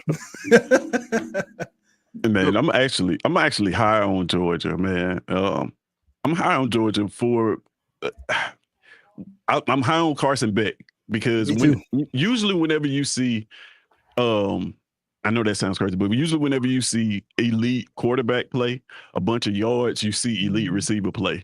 Georgia didn't have elite receiver play last year, and he was able to do it without it. It's a very, if you really think about it, it's a very small group of quarterbacks that you probably can name on one or two hands that have put up massive numbers without elite receiver play. Usually, when you see a great quarterback, elite play on offense aside from Carson Beck, right? Yeah. That's what I'm saying. Yeah. And people So- blame Carson, but I'm like, nobody around him was playing good. So I'm like, what is he supposed to do? He still threw for over 3,000 yards. So it's like, what are we talking about? And So don't they- look they down. went, they but went believe ahead it or and not, addressed that in the portal, right? They did. They did. Directly. They did. Nick They did. Anderson. Oh, Nick but Anderson's one of like, the reasons I'm so big on Georgia is like really? Kirby Smart is the only coach in the SEC to win a national championship. Kirby Smart, the only coach in the SEC to win the SEC. Think about that. 16 coaches. He's the only one to win the SEC. So I can never. I'm big on coaching. He brings the discipline. He feels a team that's going to be competitive every year. And the question marks are always the same. How many years have we sat here and said, I don't know about the quarterback play at Georgia? You know what I'm saying? Ain't Quarterback gonna- play ain't is gonna like play Leicester. well. It's non-exciting. every year. It Right. happens all the time, right? I'm not falling for it. Oh, No, no, God, I watched I'm that not kid. falling for it. I ain't falling for it. Well, so like I'm when falling I I'm for it. I when think our I think receiver- they're gonna have some really great linebacker play this year, and I think Oh, KJ for sure. Bolden's gonna be I'm dope I'm on the back gonna end. shout you out real but- quick, Nick, before you Go get ahead, up out Nick. of here, man. Because I know you got that other show, man. Appreciate you coming on here talking that Auburn BS as usual. But you know it's all love, man. I got to give Auburn fans a hard time, but man, you've always been a good brother, man. Appreciate you coming on. Definitely need to come on more. Make sure you guys go over there and subscribe to his channel over there, the Water Cooler Sports Talk. I I've put been the link liking in this the channel, chat. man. Nick, I've been I gotta watching get you quite a on the bit, man. Fanatic, I man. like it. Yeah, man. Oh, Let me know, man. I'll make it happen. We'll make it happen. Oh Mike. yeah, man. Good brother, man. Link in the chat, man. If you guys trying to go over there and subscribe, go over there and support the brother, man. Good dude, and he's gonna probably be our next senator in Alabama one day. Ain't no telling. I said it. You got my vote. No, you got a good channel over there too. I like it. I've been liking Yeah, I watching appreciate it. it. Appreciate it, man. Appreciate it. I appreciate that. Thank you so much, man. Hold on, before you leave, Nick. Man, How about listen, that man, we five-star got long- he a long snapper. Hey, I tell you this, long snapping is important. The center, the exchange between the center and the quarterback and the center and the punter is important. If he a 5-star long snapper, I'm good with it, man. That means the ball gonna yeah. That means it's gonna get Hey. like we got a it's a joke. We got a 5-star guy snapping balls to cock. Whoa. Trust me, it's funny, No. but you gotta look at it. Whoa. nah, man, it's Trust me, it's hilarious. You just Scott gotta. Diddy. Our punter's last name is Scott. No Diddy. I know. Whoa. No And of Diddy. course, I got Our punter's last name Tez. is Scott. I got Tez going over there with Nick, so we won't have no Auburn perspective over here. So definitely appreciate our favorite Auburn fan, Tez. Appreciate y'all coming on, man. We definitely have y'all back on. Well, Tez, you usually on here anyway, but very, very soon. And Ted's gonna drop some content one day. Oh, I got a big announcement about that too. Oh, there we go. There I we got go. a big There we announcement go. about that too. I'm in the midst of planning a family reunion, but I have recorded content, and this week is gonna be hectic for me. I promise you guys, we got content coming Just after drop it. right after Just media day. drop it. That's very true. That's very true. If anybody know Jay Electronica, like he a rapper, it took him about 35 years just to drop his first album. That's how That's true. Tez is drawing with his first video, man. He got So, Jay-Z to come on there too, so maybe I It is can what get it is. Josh. You know what I'm saying? Maybe I'm Yeah, waiting what on it is. Josh Pate. Yeah, we went on top. Ooh. We if can you get drop that on the there. first video, that was well worth the wait. That's dope. That'll be dope. But man, Man, I appreciate appreciate y'all, y'all, man. brothers. But All right, man. all right now. But I forgot where we was in this conversation anyway. Look, let me Oh, I was tell- about to tell you I got a about what I question liked for Dan. about let me tell Coach Jai this. the dogs. I think I think Gunner is gonna surprise some people, man. It's very difficult for a kid to come off the bench, hadn't played, and play like Facts. he did against Texas, man. Right, That kid showed heart. Help The you. team. Will help Did you, y'all bro. see? Text will help you. Look, did y'all see how the team reacted when that kid came Oh, in yeah. the game? I didn't even know this until I saw it. I'm like, wait a minute. I peeped stuff like the team was like, he must be well liked or something. Oh You know yeah, what I'm saying? they love Gunnar Stockton, Bro, like listen. love Gunnar Stockton. He don't have to go out and throw for 4,800 yards and 40 touchdowns. If Gunnar Stockton can give them a good 28 to 3,300 yards, and they run game is okay, Georgia gonna be just damn fine. I promise y'all.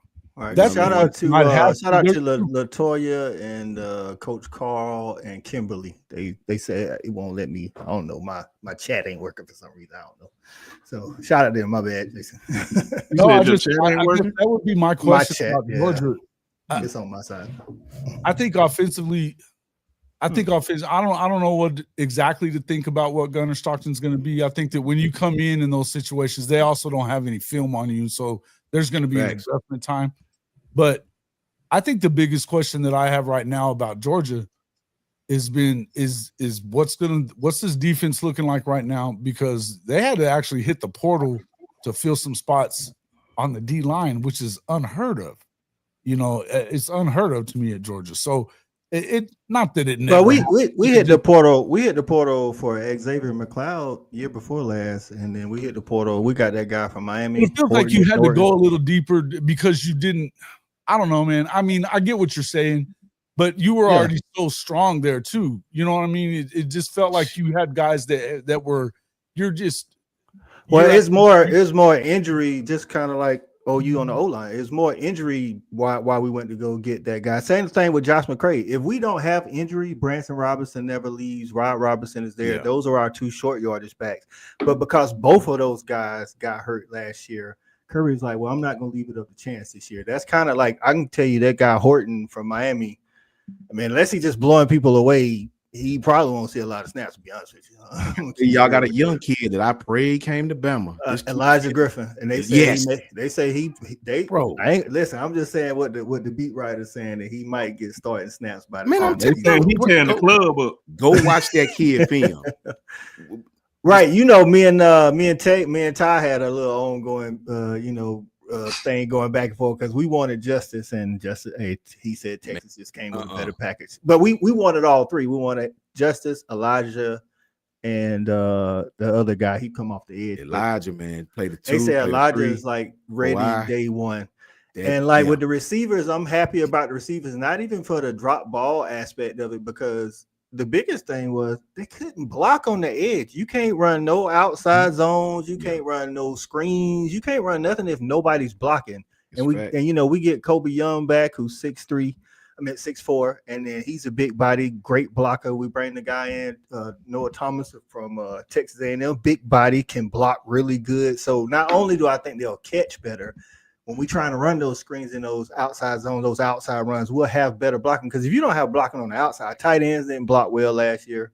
It's like if you ain't got that blocking, you can't have any explosive plays unless you're throwing it downfield, which big bodies help as well. So I think Gunnar Stockton will be, again, this is like I say, it's just a personal thing I like about quarterbacks, period. Like I think Lenore Sellers is a great quarterback, but he's not as high on my board because, and me and Stat Guy was talking about this morning. It's like I look for specific things with specific positions. You know what I'm saying? I'll give a elite versus elite comparison. I take Starks over Caleb Downs because Caleb Downs is a better in the run game, but he's great in pass game.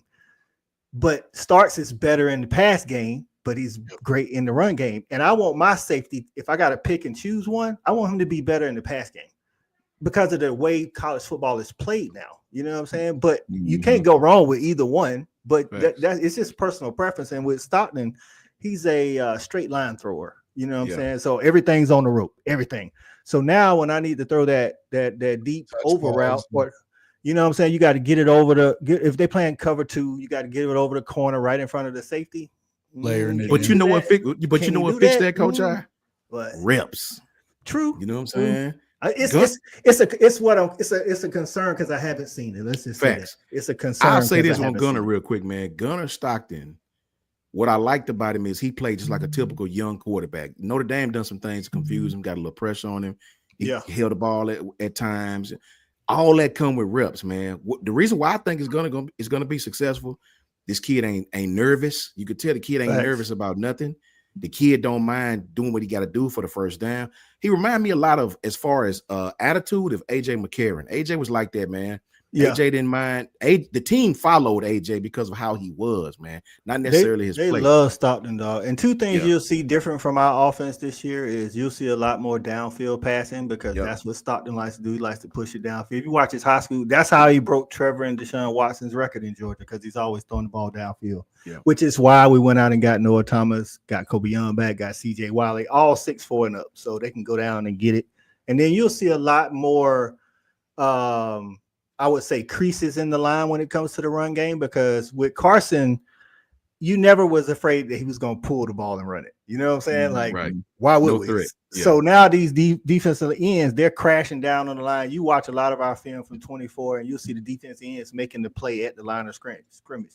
They won't be able to do that now because if they do, Stockton going to pull it. So I think that's an aspect that he brings that Carson didn't have. So I told Dog fans on one of the shows, I said we're gonna win a lot of games, probably go 10-2, and then I think we're gonna make the playoffs. I don't know about winning the SEC yet. We'll see. But I said you might not like the way it looked, but it's gonna be effective. Well, let me ask y'all this, man. Since we of course we're talking a whole lot of SEC. What's y'all predictions? Who you think gonna be? Because like one thing that you said, Coach I, that I understand, but man, we got to be realistic. In this day and time, man, 10-2 is really, really good right now, man. Just because how deep that playoff run got to be, because you're probably playing in the conference championship, and if you got one of those first 4 seed, you got to buy, but you still got to win 3 straight. And if you don't, you got to win 4 straight. So anybody go 10-2, they should be happy. It should be like the new 11-1, to be honest. You facts, because I only got one team in the country that I think gonna go or has the chance to go undefeated. That's Clemson. I don't think nobody else even got a chance to. Okay, now let me ask everybody: who y'all think on which team gonna represent the SEC? Teams that are going to be in the SEC championship game. It is, and this is way too early to predict. I'm gonna say this, Bart, because we got to take into schedule not just who's the best. These ain't just the 2 best teams. It's schedule. There you go. Texas don't have OU schedule. Right. So I got Texas and the winner of Bama, Georgia. Facts. Yeah. And you know, to be complete, even though it didn't work out that way last year, because you guys, facts. You know, let me, Coach. Me and Brinsky on the same page as this, man. You know, when the season is going on, we get caught up in the games. We went 9-3 regular season, lost the book. You know, but when you step back and the season is over, man, losing the coach we have for 17 years, man. 33 some odd players leaving the program, compliance officers gone, staff leave. We won 9 games out of 12 in the regular season. You know what I mean? And the coach didn't even know everybody's name on the damn team, admittedly. You know what, brother? I'll take that. And I'm going to tell you why I'll take it. Because you know football. That's why. That's a fact, brother. Coming back into this season, we have hella personnel back on defense. Hella personnel. Now the team is starting to police itself in the locker room. And you know how that goes. That's always a good sign. Mm-hmm. You know, sure, the quarterback hadn't played, but I'd rather have a quarterback who's been in the program for 3 years than a quarterback who just coming in. This guy know the athletes. They're working out together in the summer. You know, this kid is already commanding the locker room. I think we're gonna have a good season this year, man. I really believe him. The last time I felt like this, us in Georgia, we ended up playing twice. You know what I'm saying? So I think we're gonna have a really good season this year, man, because of the defensive personnel we got back, because of the offensive lineman we have back. Well, we got Caden back, Jalen Roberts back, pretty much a whole lot of people, minus Tyler Booker, minus Tyler Booker. So I feel good about it, man. I feel good that Grubb is going. You know, Nick Sheridan, you could tell, was young. Some of his third down calls I had a problem with. Some of his down and distance is what I had a problem with. 3rd and 2, and you running deep digs. You know, I just don't understand that. So, you know, I really believe we're going to have competent play calling this year. I really believe Alabama's going to have a pretty good team this year, man. Finally, you know, I feel good about it. So I got, Bryce, so to your question, I got Texas and the winner of Bama. Or either Bama or Georgia on the other side. But I got Texas in because they don't play the schedule that none They of the don't. people we about to you go. talk about has the Facts. schedule. You know what I'm saying? So I mean, yeah, they play Ohio State, but it has nothing to do with who's going to get to the SEC championship. That game in the swamp may be they're undoing if they're not. Well, that's what I'm saying. Like, even if they come to Athens and lose, who else? You know, who else right now would you pick to beat Texas other than OU or Georgia? Because OU is because of the history, but if you look on paper, technically they got the better team, but that doesn't mean anything in the Red River, though. Of course. And then there's an argument to be made about that better team too, because of the fact that they've had the core of especially their defensive line. Texas has the core of that has been replaced for the past 2 years now, you know, and they've got brand new offensive line as well. They got 4 out of 5 starters that they're replacing at Texas. Not to mention the fact that as much as everybody wants to talk about Arch Manning, he didn't beat out that 7th round draft pick for the damn job last year. And when he came in at home against Georgia, he didn't look good. You know, and you've got new receivers, new everything, except for you got the same running back. But I mean, I think there's a lot to expect of Texas to just reload and re-go. You know what I mean? And you're right about the schedule. As far as when you look at their schedule, the Oklahoma game is certainly. I think Florida, though, I mean, you got to go to the swamp the week before that game, which is another reason that I think that Oklahoma has a great chance to win that game, right? Is just for no other reason but the fact that you know they the week before that OU's playing Kent State, they're playing Florida. You know what I mean? So I think that's a tough ask for you to expect. Even if this is why I got Texas in, even if they lose to OU and Georgia, that's 10-2. Yep. Outside of Georgia, outside of Alabama and Georgia, it's hard to preseason pick any other team to go 10-2 along with them.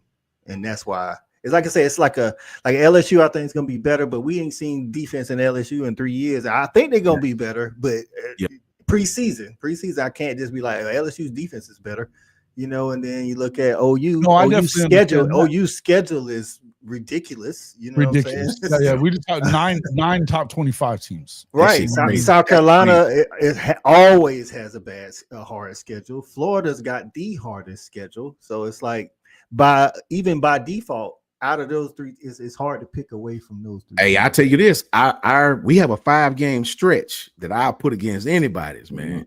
You know, Georgia.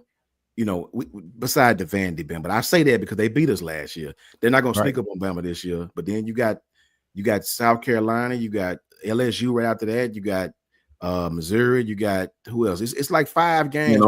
Tennessee, Oklahoma. Yeah. The SEC, man. I'm telling you, them games will creep up on you, man. And one that you think none of us are supposed to lose, it always happens. It just happened to us last year with Vandy. So who you got, Jason? Who you got, Jason? What 2 teams you got in the SEC championship? I was just kind of looking back at it too to see kind of where I feel like, but I've been on Alabama, and I think LSU is going to take another step forward. I mean, I think LSU kind of has to take another step forward, but because of Nussmeier being a returner coming back, I think he was a little loose with the ball at times last year, but I think that. Look, the receiving core they got coming, I mean, Nick Anderson being one of them. I mean, I hate it that he's there. But I think if he's healthy this year, I think that it's not like they have any problem putting receivers on the field anyway at LSU. I mean, they walk them out of the damn swamp and they're ready.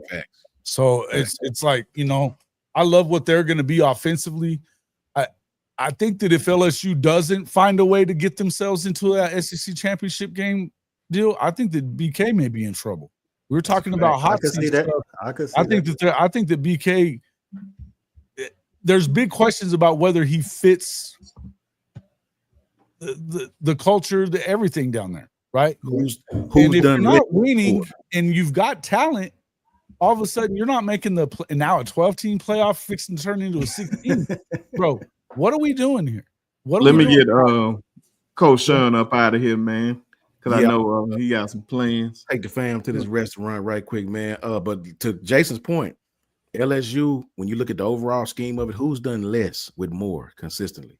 Right? These dudes got just as much talent as Bama, Georgia, especially on offense. These guys, and they still managed to get whipped the first game by whoever they play. They come back, they'll win 8, 9, 10 games. Yeah, man.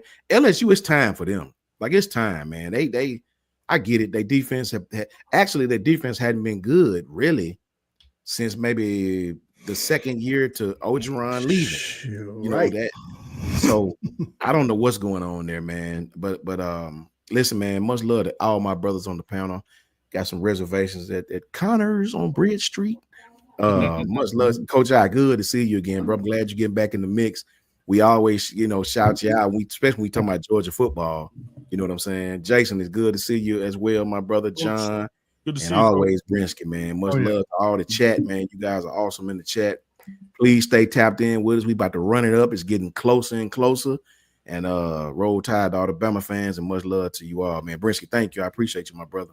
Oh, yeah. And one more word. Let me say this before you get out. That's why I said, since Coach I up here, one of the shows that I gave my idea along, Coach I ain't going to say I necessarily gave him the idea, but a coach's talk, just straight coaches breaking down film.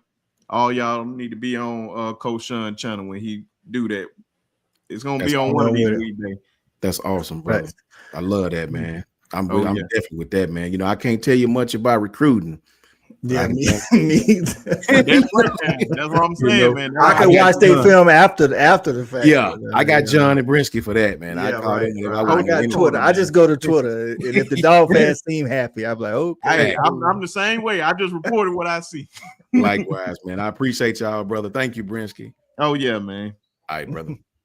Go ahead, Jason. My fault, then, John. You get up in there. No, I was just saying. I think looking at it right now, I mean, just early on, I think it's going to be. I think it's LSU. I think Alabama is right there though too. I don't think, I think a lot of people are. It's weird, Kalen DeBoer has done what he's done everywhere else. I mean, I think the guy has 15 losses as a head coach out of 130 games or something like that. I mean, it's insane. And his year 2 everywhere have been unbelievable.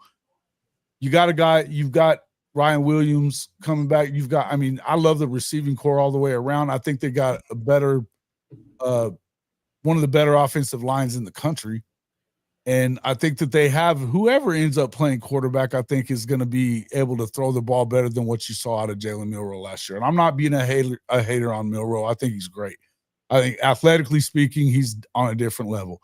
What he wasn't was accurate in the places that you needed him to be accurate to play the way that they played last year. And I think that they were able to put him in a blender in certain scenarios that got him out of what he did best. If you stopped him from running the ball early, you were going to stop him everywhere else too, because everything that he did was predicated on being able to get out and run the ball on you. And if he couldn't, then you were kind of in trouble. I think that whether it's Ty Simpson, whether you bring in Keelan Russell, I think that they have an opportunity to get out there and move the football throwing it, especially with, Bernard being I like Jeremy Bernard probably more than I think that dude is unreal. But I like where they are. I think their defense looked as good as it. I think it was probably the best defense in the SEC at the end of the year to me. So that was just, the way that obviously they lost a couple of games, you know what I mean? But the way that they completely shut down LSU last year and they were there in Death Valley. That was 2 weeks before the Oklahoma game. They beat the hell out of them like that, shut them down. So I like Alabama a lot more than I think a lot of people do. I do also think that, but I don't know. I can see LSU not doing it because I think that that's a BK thing. I think that they should do it. It's a BK thing if they don't, and I think it puts him firmly in the hot seat if it's, I think a lot of those fans down in Baton Rouge are about sick of that. I think they want to see him produce now. Heisman's don't even matter in that scenario. I think they want to see them in the playoff competing for a national championship because they probably should be. Thanks, John. All right. It's going to be I have to agree with Coach I think it's going to be the winner of Bama, Georgia, and I think it's going to be Texas for the simple fact of the schedule. I think that a lot of people they wanted to comp Jalen Milroe to Michael Penix and what I mean, Kalen DeBoer did, which I think was a horrible comparison. When you look at it, because Penix was hands down a more consistent thrower. I mean, it's not even close. It's night and day. And I hated the comparison from the beginning. You know what I mean? So in Jalen Milroe was an uphill battle ever since he got to Tuscaloosa. I believe he came out of Katy or somewhere like that. So I mean, the guy was yes. basically a running back, essentially. Bill O'Brien tried to turn him into something other than a quarterback.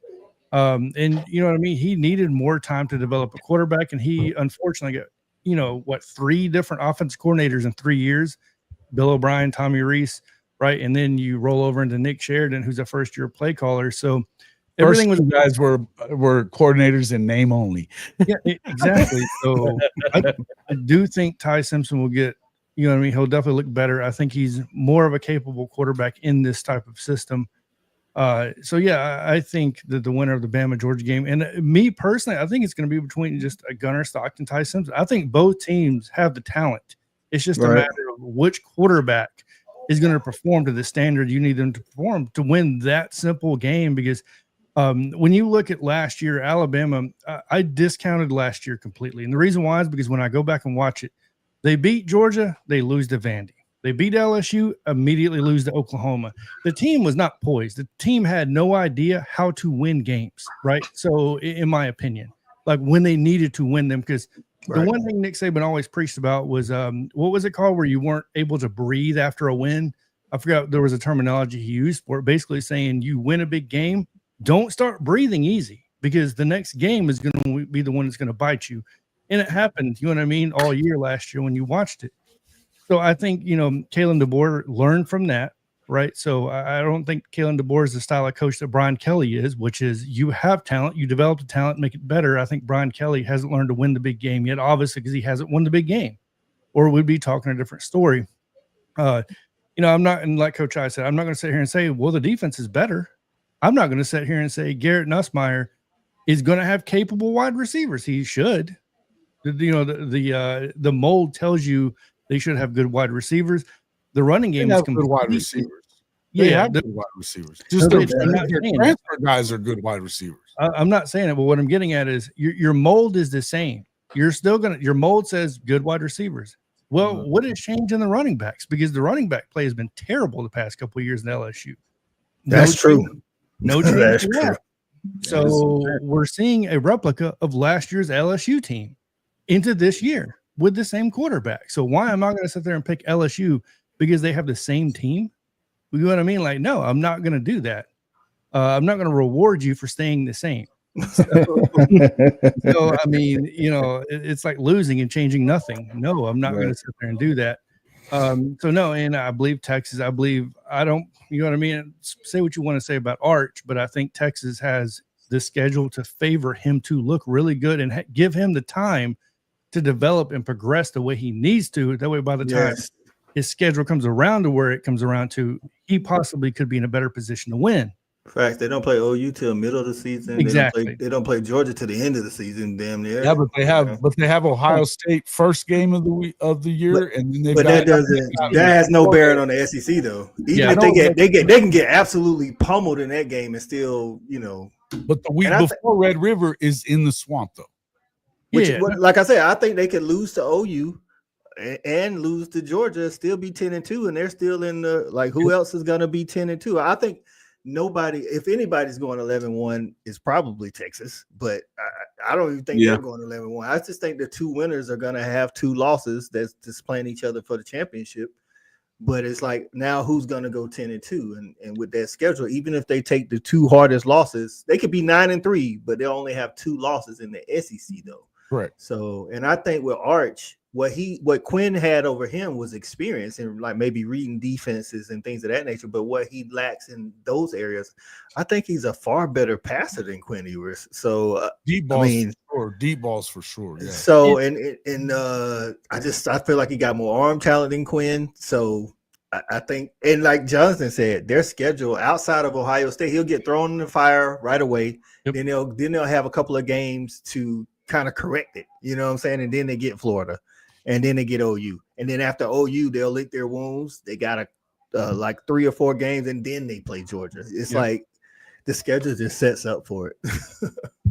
You don't think A&M has any chance of beating them, even though, I mean, I don't like their quarterback, to be honest with you. Marcel you Reed. don't like Marcel? I'm not as a football player, top 10 in the SEC, but as a quarterback, I think he all right. Yeah, let's just say that. But I think Colin Klein, and this is, I mean, listen, I'm not. I've told you this before a million times. They're Texas 8-4. This is who they are. That's another thing. That's what I'm saying. But this is what they do, though. And I'm not saying I think they're any better than that this year. I don't see them going and winning. You're not going to ever hear me picking Texas A&M to go too deep. Right. But what I think they can do is this is the kind of year that they could beat Texas. This is the kind of they've got enough back on their defense. The defensive side, I think, is so big with Mike Elko. I think that's going to be. They're going to throw some things at Arch, even though that's the last game of the season. Arch should have progressed to some extent, right? But the one thing that we know about Sark is that he's winning. He wins these games that he should definitely win. Right? He wins those games when you start getting up against somebody that's got similar talent that you have on either side of the ball. Now all of a sudden he's not really winning those games as much.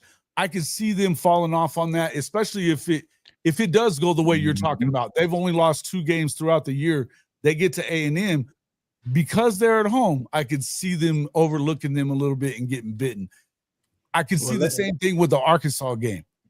You know, Le'Veon Moss is gonna have I feel like he's more like with Texas A&M. Le'Veon Moss has to be the guy that he was before he got hurt, or they're gonna be another 7-5, 100%. The one thing that I would say about Marcel, I kind of agree with what you're saying. But I was gonna ask you this, what you guys thought of this. I think Colin Klein and him are kind of a good fit for the way that he likes to call it at K-State.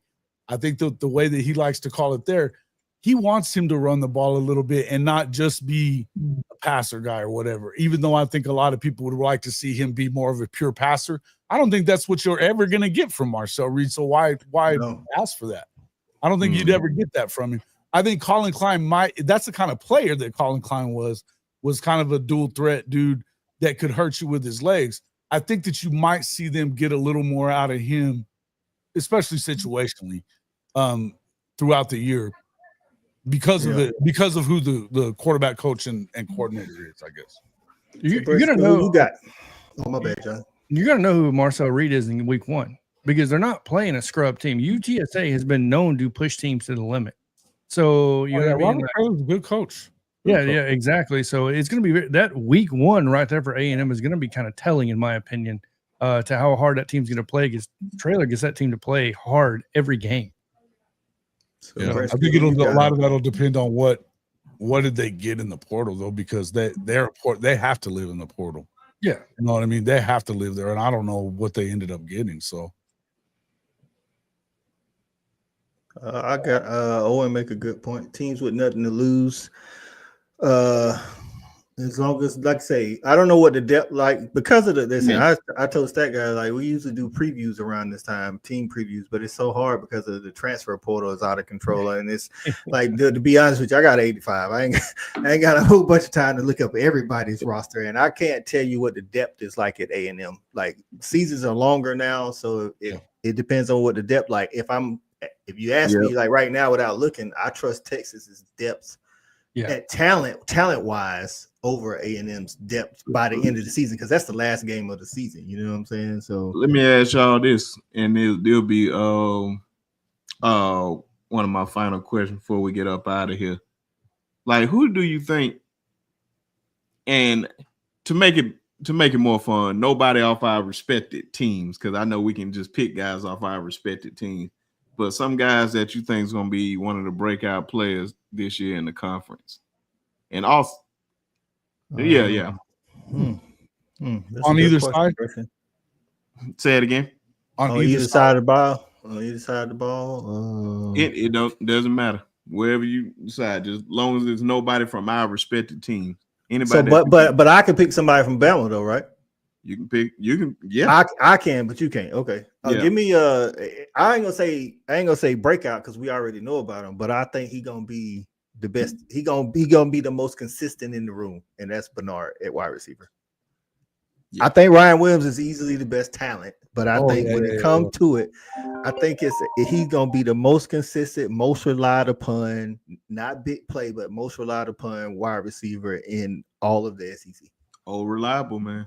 Really old reliable for real. I do good, man. Yeah. John, who you think? I'm going to go two ways because one of my players I'm really big on is Brian Thomas, the edge for South Carolina.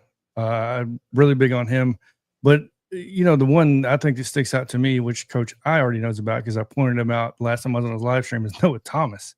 You know what I mean? So, this is, I think, the first time in a long time, in my opinion, where Georgia's going to get a healthy receiver, right? So, knock on wood, keep him healthy. And a lot of attention is going to be on Zachariah Branch in that slot. The dude can wiggle and run. There's no doubt about that. So I think Noah Thomas is going to see a lot of one-on-ones. And the dude's basically, he's a red zone nightmare. Waiting to happen. So I think Noah Thomas is going to be a name we're all going to know by the end of the year. Jason, who you think? I really like him too, but I think right now I'm gonna have to go to Coach I and the Dogs' big rival, and I'm gonna tell you I like Eugene Wilson a lot out there in Florida. Eugene a monster. Man. I think that dude is a freaking straight up gangster stud, man, and just I like him. I think that if DJ Lagway is healthy, and it's starting to sound like it was more of like a ankle or something. Well, no, I heard a lower body, lower body injury. I thought it was just a shoulder, but it wasn't. I'm hearing a hernia from people out of the high top fellas. They were talking about it the last few days, and you know how those cats are, but it's going around out there that there was some serious. It was more about that he was playing through that kind of pain, and that's the kind of stuff that that was really getting it. It wasn't as much about his throwing shoulder as everybody's talking about from what they're saying. But I think they're going to be really good. Defensively, they're really good at Florida, right? But Eugene Wilson is a bad dude. I think that guy, if they are going to take a step forward, which who's to say? I don't know. I'm not sure that I think a ton of Billy yet. You know what I mean? I still got to wait. He's still on a wait and see with me. But if they are going to take a step forward, I think a lot of that will have to do with the progression that they're going to make between DJ Lagway and Eugene Wilson. And matter of fact, I may give you guys another one, man, because it's two guys. And matter of fact, I'll let Coach I pick this guy, and he can pick another guy too. But man, you got Godson, man. I expect big things out of him this year, man. I expect big things out of him. If they're going to be as good as a lot of people think they are, you bet your ass that Maceo Bennett is going to be a reason why. When I wonder, they changed offensive coordinators. Mike Shula, he was already on the staff though. Yeah. And my nephew was second on the team. No, he led the team in receiving receptions, but a lot of that was first half of the season. And it's like when they got into the back half, they start, he didn't get as many targets. So that's the only thing I worry about. Like I don't know what Mike Shula's plan, and if what I'm saying, but he definitely got the best hands on the team, best route runner, not even close. Shout out and to if Nick Harbor is who he's supposed to be with taking this off season, not running track, he should gather a lot of attention, which should open it up for MJ. So yeah, man, because I know I hope so. I know I'll be at the Alabama South Carolina game. Oh, I know you will. I know you will. I know, man, watching, especially with Harper, man, you can see the talent there, especially if you can outrun Damani Jackson, who is a fast guy himself. And you see how he caught that touchdown, and Alabama almost blew that game. Still can't believe that game. But it was just, we had one of those seasons, man. But man, he did have a hell of a season for a freshman, especially, man. Yeah, right. And I know I know Dez Ritz, who we had on our squad. I know him at Texas A&M. Hopefully, he has that breakout year because I really believe, man, him being that 5-star cornerback and also jumped up a class. So this would be technically his sophomore year in college. Mm-hmm. But I think he a junior. Yeah, he a junior. But so yeah, man, I expect him to take a huge leap for Texas A&M, be that lockdown cornerback that I expected him to be for us. And I think it's is it Damian Wilson? Damon Wilson went to Mizzou. Yep. Mm-hmm. Mm-hmm. I expect We definitely didn't want to lose him. I expect a monster year out of him. Yeah, I expect a monster year out of him. He wasn't no 5-star for no reason. And then you just go to that place. It just seemed like they push out a good edge rusher every good 3 to 4 years, man. He gonna be one of them ones, man, that everybody need to watch out for. Definitely. Yeah, I think Damon Wilson, out of all the transfers, we could afford to lose everybody. Like Damon Wilson, somebody I wanted to keep though. Like yeah. We always got that one, man. Trust me. We lost Caleb Downs, and I thought he was coming to y'all, and I was like, bro, you're gonna put Caleb Downs and Malachi Starks together. Y'all just not. I was hoping. It was this close. I know it was this close. I was hoping. Oh man, promise you, man. I would have avoided you on anything. I would have avoided you. I don't even want to hear you talk about it, man. I would have been embarrassed. Man, Darren, who was your other player, man? Other player is not on Alabama. And we're sticking to SEC only, right? Yeah, SEC on. Well, you might if you want to go outside the box, go outside the box. I mean, stick to SEC. Okay, stick to the SEC. You're right. Stick to the SEC. Give me a minute on this one. I got to think about who I'd really pick. We're talking about another standout player, right? Yeah, a player that you expect to have a breakout year. Take this one. My second one would be Caleb Coleman because he has. I think regardless of who wins the quarterback job, he'll have a better quarterback this year. So at Auburn. So I think. Cam Coleman. Cam Coleman. My bad. I said Caleb. Yeah, Cam Coleman. I think he. I mean, everybody knows he's talented. He had a good season last year, but I think like he really gonna be up there. I ain't saying people gonna talk about him like Jeremiah Smith, but maybe. Because again, I don't care who wins the quarterback battle, whether it's Jackson Arnold, whether it's the freshman Deuce Knight, or whether it's Daniels from Stanford. They all can spin the ball better than it's all better. They all can spin the ball better than the last guy. So these are facts. I hope Jackson Arnold. Let me just tell you. Let me tell you. Hey, that's why I'm not saying nothing. I wasn't when they were saying how he's gonna play there. I was like, I'm gonna let you have it because you've seen him firsthand. But he may play better at Auburn, man. Let me tell you, I'm higher on Jackson than a lot of other people. So let me say this. The dude's scared of his own shadow, bro. That's it. That's all there is to it. Sometimes you just need to change the scenery, man. That may be the case. That may be the case. But he got the arm talent, man. He does have the arm talent. So does Deuce, and Deuce. Yeah, that's what I said. That's what I'm saying. It don't matter who win that battle. You know what I'm saying? Now again, I like where they are, and I'll tell you, you talking about Cam.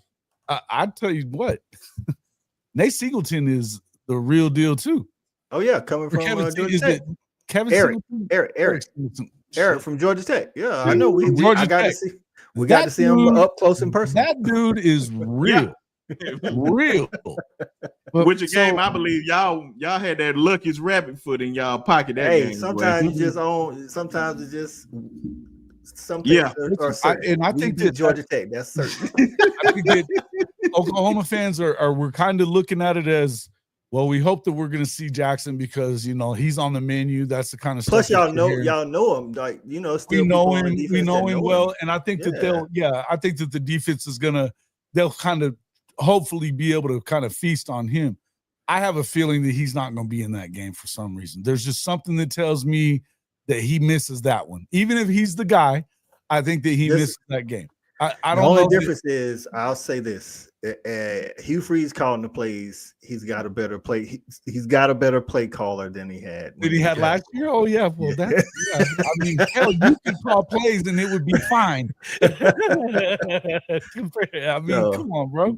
I feel you on that. I feel you on that. Okay. Judge, All right, who you got for me? All right, Brinsky, I'll go because look, I hate giving this team any credit, but LSU Garrett Nussmeyer's got to throw to somebody, and Barry and Brown probably. Listen, Barry Brown a lot too, Like, bro. bro, I feel like Barry Brown is just as electric, if not more, as Zachariah Branch. I feel like they're like the same player. You know what I'm saying? Like the dude can go, man. And he didn't have a quarterback last year at Kentucky. Yep. I mean, I told everybody that Brock wasn't no good, but he's like 5-star, 5-star, 5-star. I'm like, he's not that good. bro, I would say, man, and that would be another guy I would say for y'all, man, Zachariah Branch, man. I feel like USC about him though. I feel like USC be stunning a lot of these guys. I bro. do too.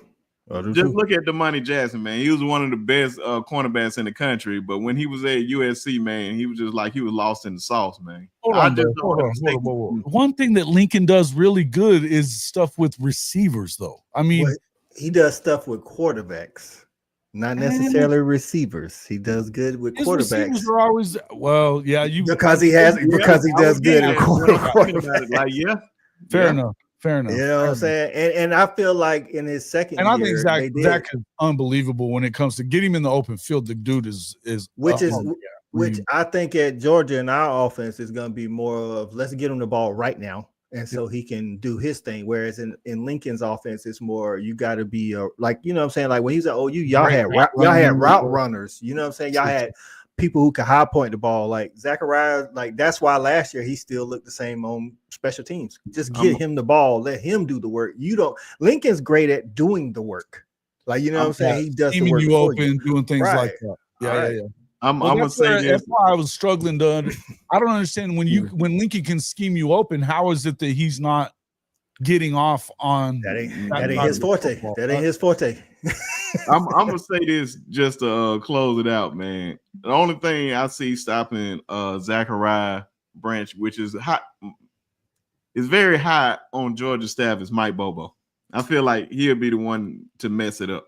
Well, see, what I hope is, like I say, he's gonna throw him a lot of screens, a lot of jet stuff, and what I don't want, and this is for me, is to make a break for.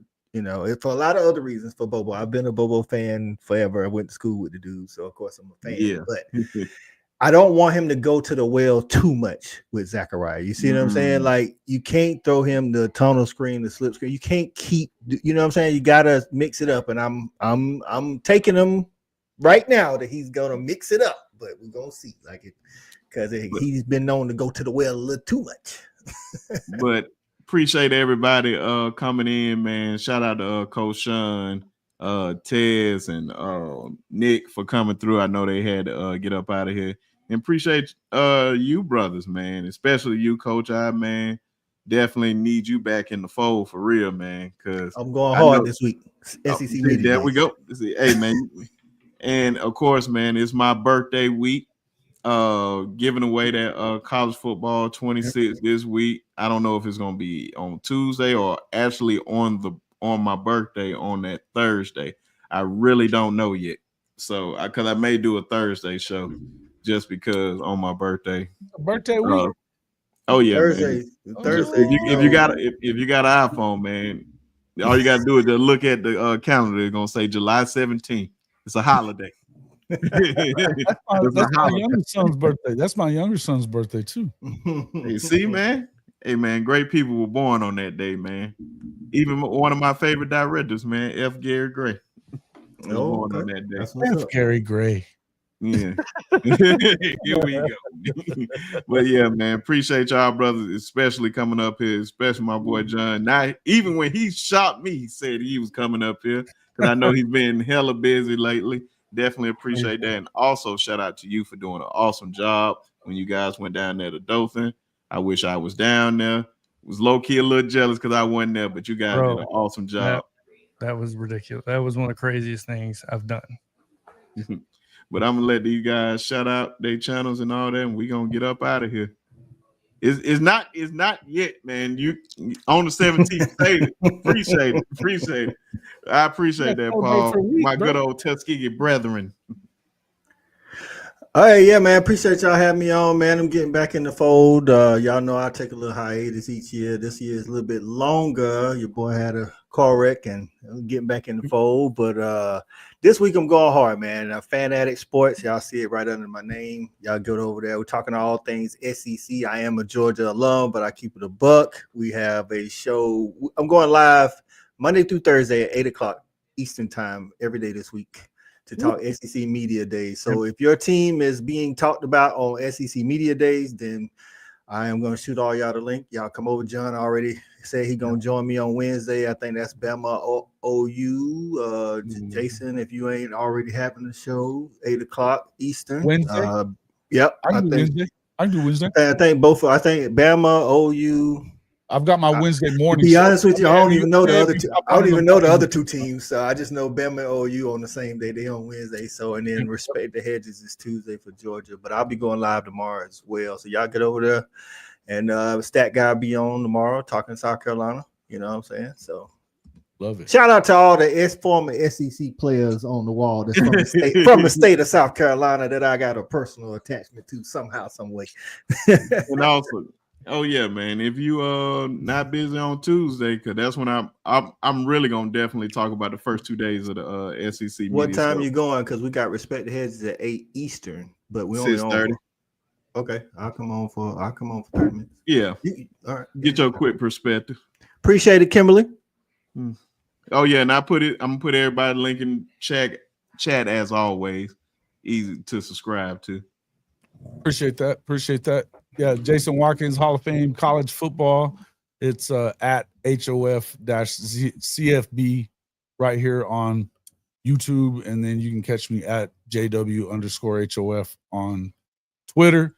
We're going to be going pretty much every day this week as well. I'll definitely jump on there and catch you guys. But we got the morning show tomorrow on Monday morning. I've been kind of on the I've only had one morning show in the last 2 weeks, which is unlike me. So we've had a lot of stuff going on, a lot of stuff coming up for us, but excited about that. This week's going to be big with SEC Media Days as well. We'll be on definitely tomorrow morning, and then Tuesday night we have our 8:30 Eastern time show as well, and then we'll do for sure. I'll jump on Wednesday morning, and then I'll be on with you guys that night. But yeah, I'm excited about it, man. When Media Days gets here, that means that it's coming, man. It's coming. So I'm pumped about it. In fact, I'm going to actually be in Tallahassee for week 1. I will be too. It's going to be a trip. I'm going to end up over there. So it'll be a lot of fun checking that one out. Oklahoma's got the Cupcake week 1 game preceding the big Michigan game, but I'll be back for that one. So those are the best weeks. Cupcake week. Watch everybody else. That's right. Thanks for having me on, B. Oh no, always, brother.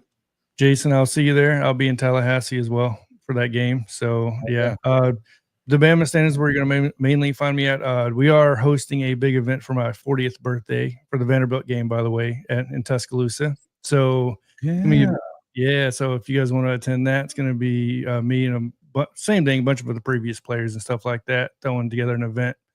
It's going to be the Paul Bear Bryant Museum, most likely. So we'll be putting something together there. Other than that, Bama Fan Podcast on TikTok's mainly what I do, other than the Bama Standard. But appreciate it, Brensky, getting on here, Coach. Always good talking to you. Glad to see you better now. So I'll see you Wednesday. And Jason, obviously glad to be on here with you, and obviously Coach Shawn, Tez, Nick, all those guys. I know they're off here already, and everybody in the comment section. Obviously appreciate you guys. Any support you guys give, and all the Bama games I'll be tailgating, and I'll most likely be tailgating almost all the away games as well. So I'll definitely see you, Coach I, in Athens this year. Thanks. So it's gonna be an exciting year this year. A lot of travel. Oh yeah, man. And of course, man, I'm Brinsky Shaw with the Sharp Shooter Sports Talk. Shout out on 1,000. Shout out on that 1,000, bro. Shout out on that 1,000, man. Finally, man. That was a long road. Finally got over that hump. Thank you to everybody. Day one, didn't know it was gonna take this long. of course, you think you about to come out the gates popping, and then you get humbled real quick. But man, it takes time, man. It takes time. Just make good content. If you build it, they will come. They will. And of course, man, I got great day one supporters, man, and appreciate everybody. Especially the day ones that became members, like Anitra. She became a member today, so definitely shout out to Anitra today. That's why I said, man, you got good people coming over here and supporting you, giving you their time, their money, and all that, man. So you really just try to deliver on all that, and appreciate them for even coming over here, because they can be doing something else with their time, but they choosing to come over here and support your channel. So definitely appreciate everybody, especially the people that became members. So thank you. College football 26 giveaway this week, birthday this week, July 17th. So yeah, y'all be a little nice to your boy. It wouldn't, yeah. Like what my man said in Coming to America. We like the we like the what is it? Something with jiggling sound. Man, that's one of my favorite movies. I can't believe I'm getting that quote wrong. He said we like the money that jiggles, but we love the ones that fold. Yeah, there we go. We love the money that fold. There we go, man. So show your boy some love this week, man. If you can, man. A simple happy birthday is always good too, man. I definitely appreciate everybody. So thank you. And also, if you want to become a member, the link right up there. And y'all already know, as always, we're going to see y'all Tuesday so we can talk about this hectic as that's probably going to be my favorite day of SEC Media Day, just because of Hugh Freeze and all the All-Star. Got Kirby coming up there. You got Lane Kiffin and Sark. Oh my God, you can't have it any better, man. So definitely see y'all Tuesday at 6:30 Central Time. F them trees as always, forever and a day. And roll damn tide. Go dog.